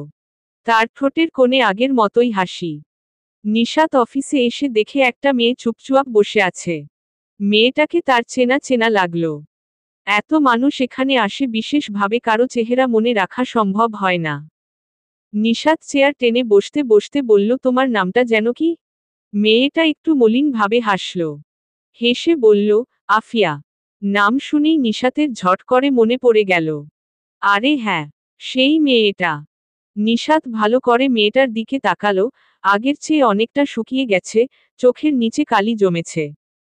দেখেই বোঝা যাচ্ছে, ঘুম, আরাম তো ভালোই। ঠিক মতো খাবারও খেতে পেয়েছে কি না সন্দেহ। সে একটা দীর্ঘ ছেড়ে বলল, দেখো কিছু দিন তো সময় লাগেই। কে কে পাবে এই লিস্টটা আমাদের হাতে এলেই আমরা সবাইকে জানিয়ে দেই। তোমার কষ্ট করে এখানে আসার প্রয়োজন নেই। যদি তোমার নাম আসে আমরা ফোন করে জানিয়ে দেব। আফিয়ার মুখটা কালো হয়ে গেল। চোখটা ছলছল করছে। নিশাত কিছুক্ষণ তাকিয়ে রইল। তারপর এক গ্লাস পানি এগিয়ে দিয়ে বলল, তোমার হাজবেন্ড কি করে? আফিয়া হাত বাড়িয়ে পানির গ্লাসটা নিল। নিয়ে অবশ্য মুখে তুলল না। হাতে নিয়ে মাথাটা নিচু করে চুপচুপ বসে রইল। বলতে সমস্যা থাকলে বলতে হবে না। আফিয়া আস্তে করে বলল, নেই। নেই মানে? ফেলে চলে গেছে। গার্মেন্টসে কাজ করত। সেখানের এক মেয়ের সাথে। বাবা কাজ করে এক খাবার হোটেলে। তার অল্প আয় সংসার চালানোই মুশকিল। এই সন্তানের দায়িত্ব নেবে কিভাবে? ফেলে দিতে বলে। ফেল তো দিতে পারি না আপা। কলিজায় টান লাগে। তার কি দোষ? নিশাত হাসল। হেসে বলল, তার দোষ সে তোমার হাসবেন্ডের সন্তান। রক্তের দোষের চেয়ে এই পৃথিবীতে আর বড় কোন দোষ নেই। বলেই মোবাইল তুলে নিল। নিয়ে ফোন দিতে দিতে বলল, যেই নাম্বার দিয়েছ, সেটাই বিকাশ নাম্বার আছে? আফিয়া মাথা নাড়ল। সে ফোন করেছে ওয়াহিদকে, ধরল আসিফ। তার স্বভাব মতো অতি ভদ্রভাবে বলল, আসসালামু আলাইকুম ম্যাডাম। ওয়া আলাইকুমুস সালাম আসিফ সাহেব। যতদূর মনে পড়ে এটা আপনার স্যারের নাম্বার। জি ম্যাডাম। তবে স্যার মিটিংয়ে আছেন। এই দুনিয়ায় সবচেয়ে বড় মিটিং হলো বউয়ের সাথে। বউয়ের সাথে মিটিং বন্ধ, এই দুনিয়ার সব কার্যক্রম বন্ধ। এখন আপনার স্যারকে দিন। 5 সেকেন্ড সময় দিলাম। তা না হলে আপনাদের সব কার্যক্রম বন্ধের ব্যবস্থা আমি করব। আসিফ দৌড়ে গেল। এই মেয়ের ভরসা নেই। দৌড়েই কনফারেন্স রুমে সোজা ঢুকে গেল। ওয়াহিদ বিরক্ত চোখে তাকালো। আসিফ অসহায় ভাবে বলল, স্যার নিশাত ম্যাডাম লাইনে আছেন? সবার দৃষ্টি ওয়াহিদের উপরে। সে খুব খুব করে কাশল। এমন ঘটনা এই অফিসে প্রথম। সে কেশে একটু হেসে বলল, মাই ওয়াইফ। হয়তো ইমার্জেন্সি। বলেই ওয়াহিদ উঠল। টান দিয়ে আসিফের হাত থেকে মোবাইল নিয়ে গটগট করে নিজের কেবিনে চলে এলো। কনফারেন্সের সবাই অবাক হয়ে তাকালো। স্যার বিয়ে করেছে নাকি? আসিফ হেসে বলল, এত অবাক হওয়ার কিছু নেই। স্যারের বিয়ের বয়স এই কোম্পানির সমান সমান। তাই কষ্ট করে 2 মিনিট ওয়েট করুক। ওয়াহিদ এসে হ্যালো বলতেই নিশাত বলল, একটা অ্যাকাউন্ট নাম্বার সেন্ড করছি। আমার সব ক্যাশ সেখানে ট্রান্সফার করুন। করছি। ধন্যবাদ বলেই নিশাত ফোন রাখতে গেল। ওয়াহিদ বলল, শুধু এই কারণেই ফোন দিয়েছিলে? হ্যাঁ। এটা আসিফের কাছেও বলা যেত। আসিফের কাছে আমি কেন বলবো? কে সে? আসিফ আপনার চেলা, আমার তো না। আমি যা বলার আমার হাসবেন্ডকেই বলবো। 6 কবুল বলে বিয়ে করেছি, এমনি এমনি তো ছেড়ে দিতে পারি না। নয়।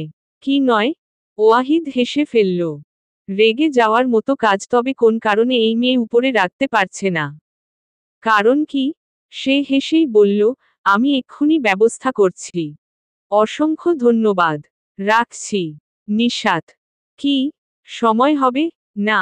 5 মিনিট। না। 4, না। 3। নিশাত ফোন কেটে দিল। দিয়ে আফিয়ার দিকে তাকিয়ে বলল, তোমার বাবার নাম্বারে কিছু টাকা যাবে। সেগুলো দিয়ে চলো। আমি নিজে তোমার কথা বলবো। ইনশা আল্লাহ সামনের মাস থেকে ভাতাটা তুমি পাবে। আফিয়া কৃতজ্ঞতার দৃষ্টিতে তাকালো। নিশাত তাদের কাজের খাতা টেনে নিতে নিতে বলল, মেয়েদের জন্য এই পৃথিবীটা রণক্ষেত্র। এই রণক্ষেত্রে মেয়েদের সব সময় যুদ্ধ করে যেতে হয়।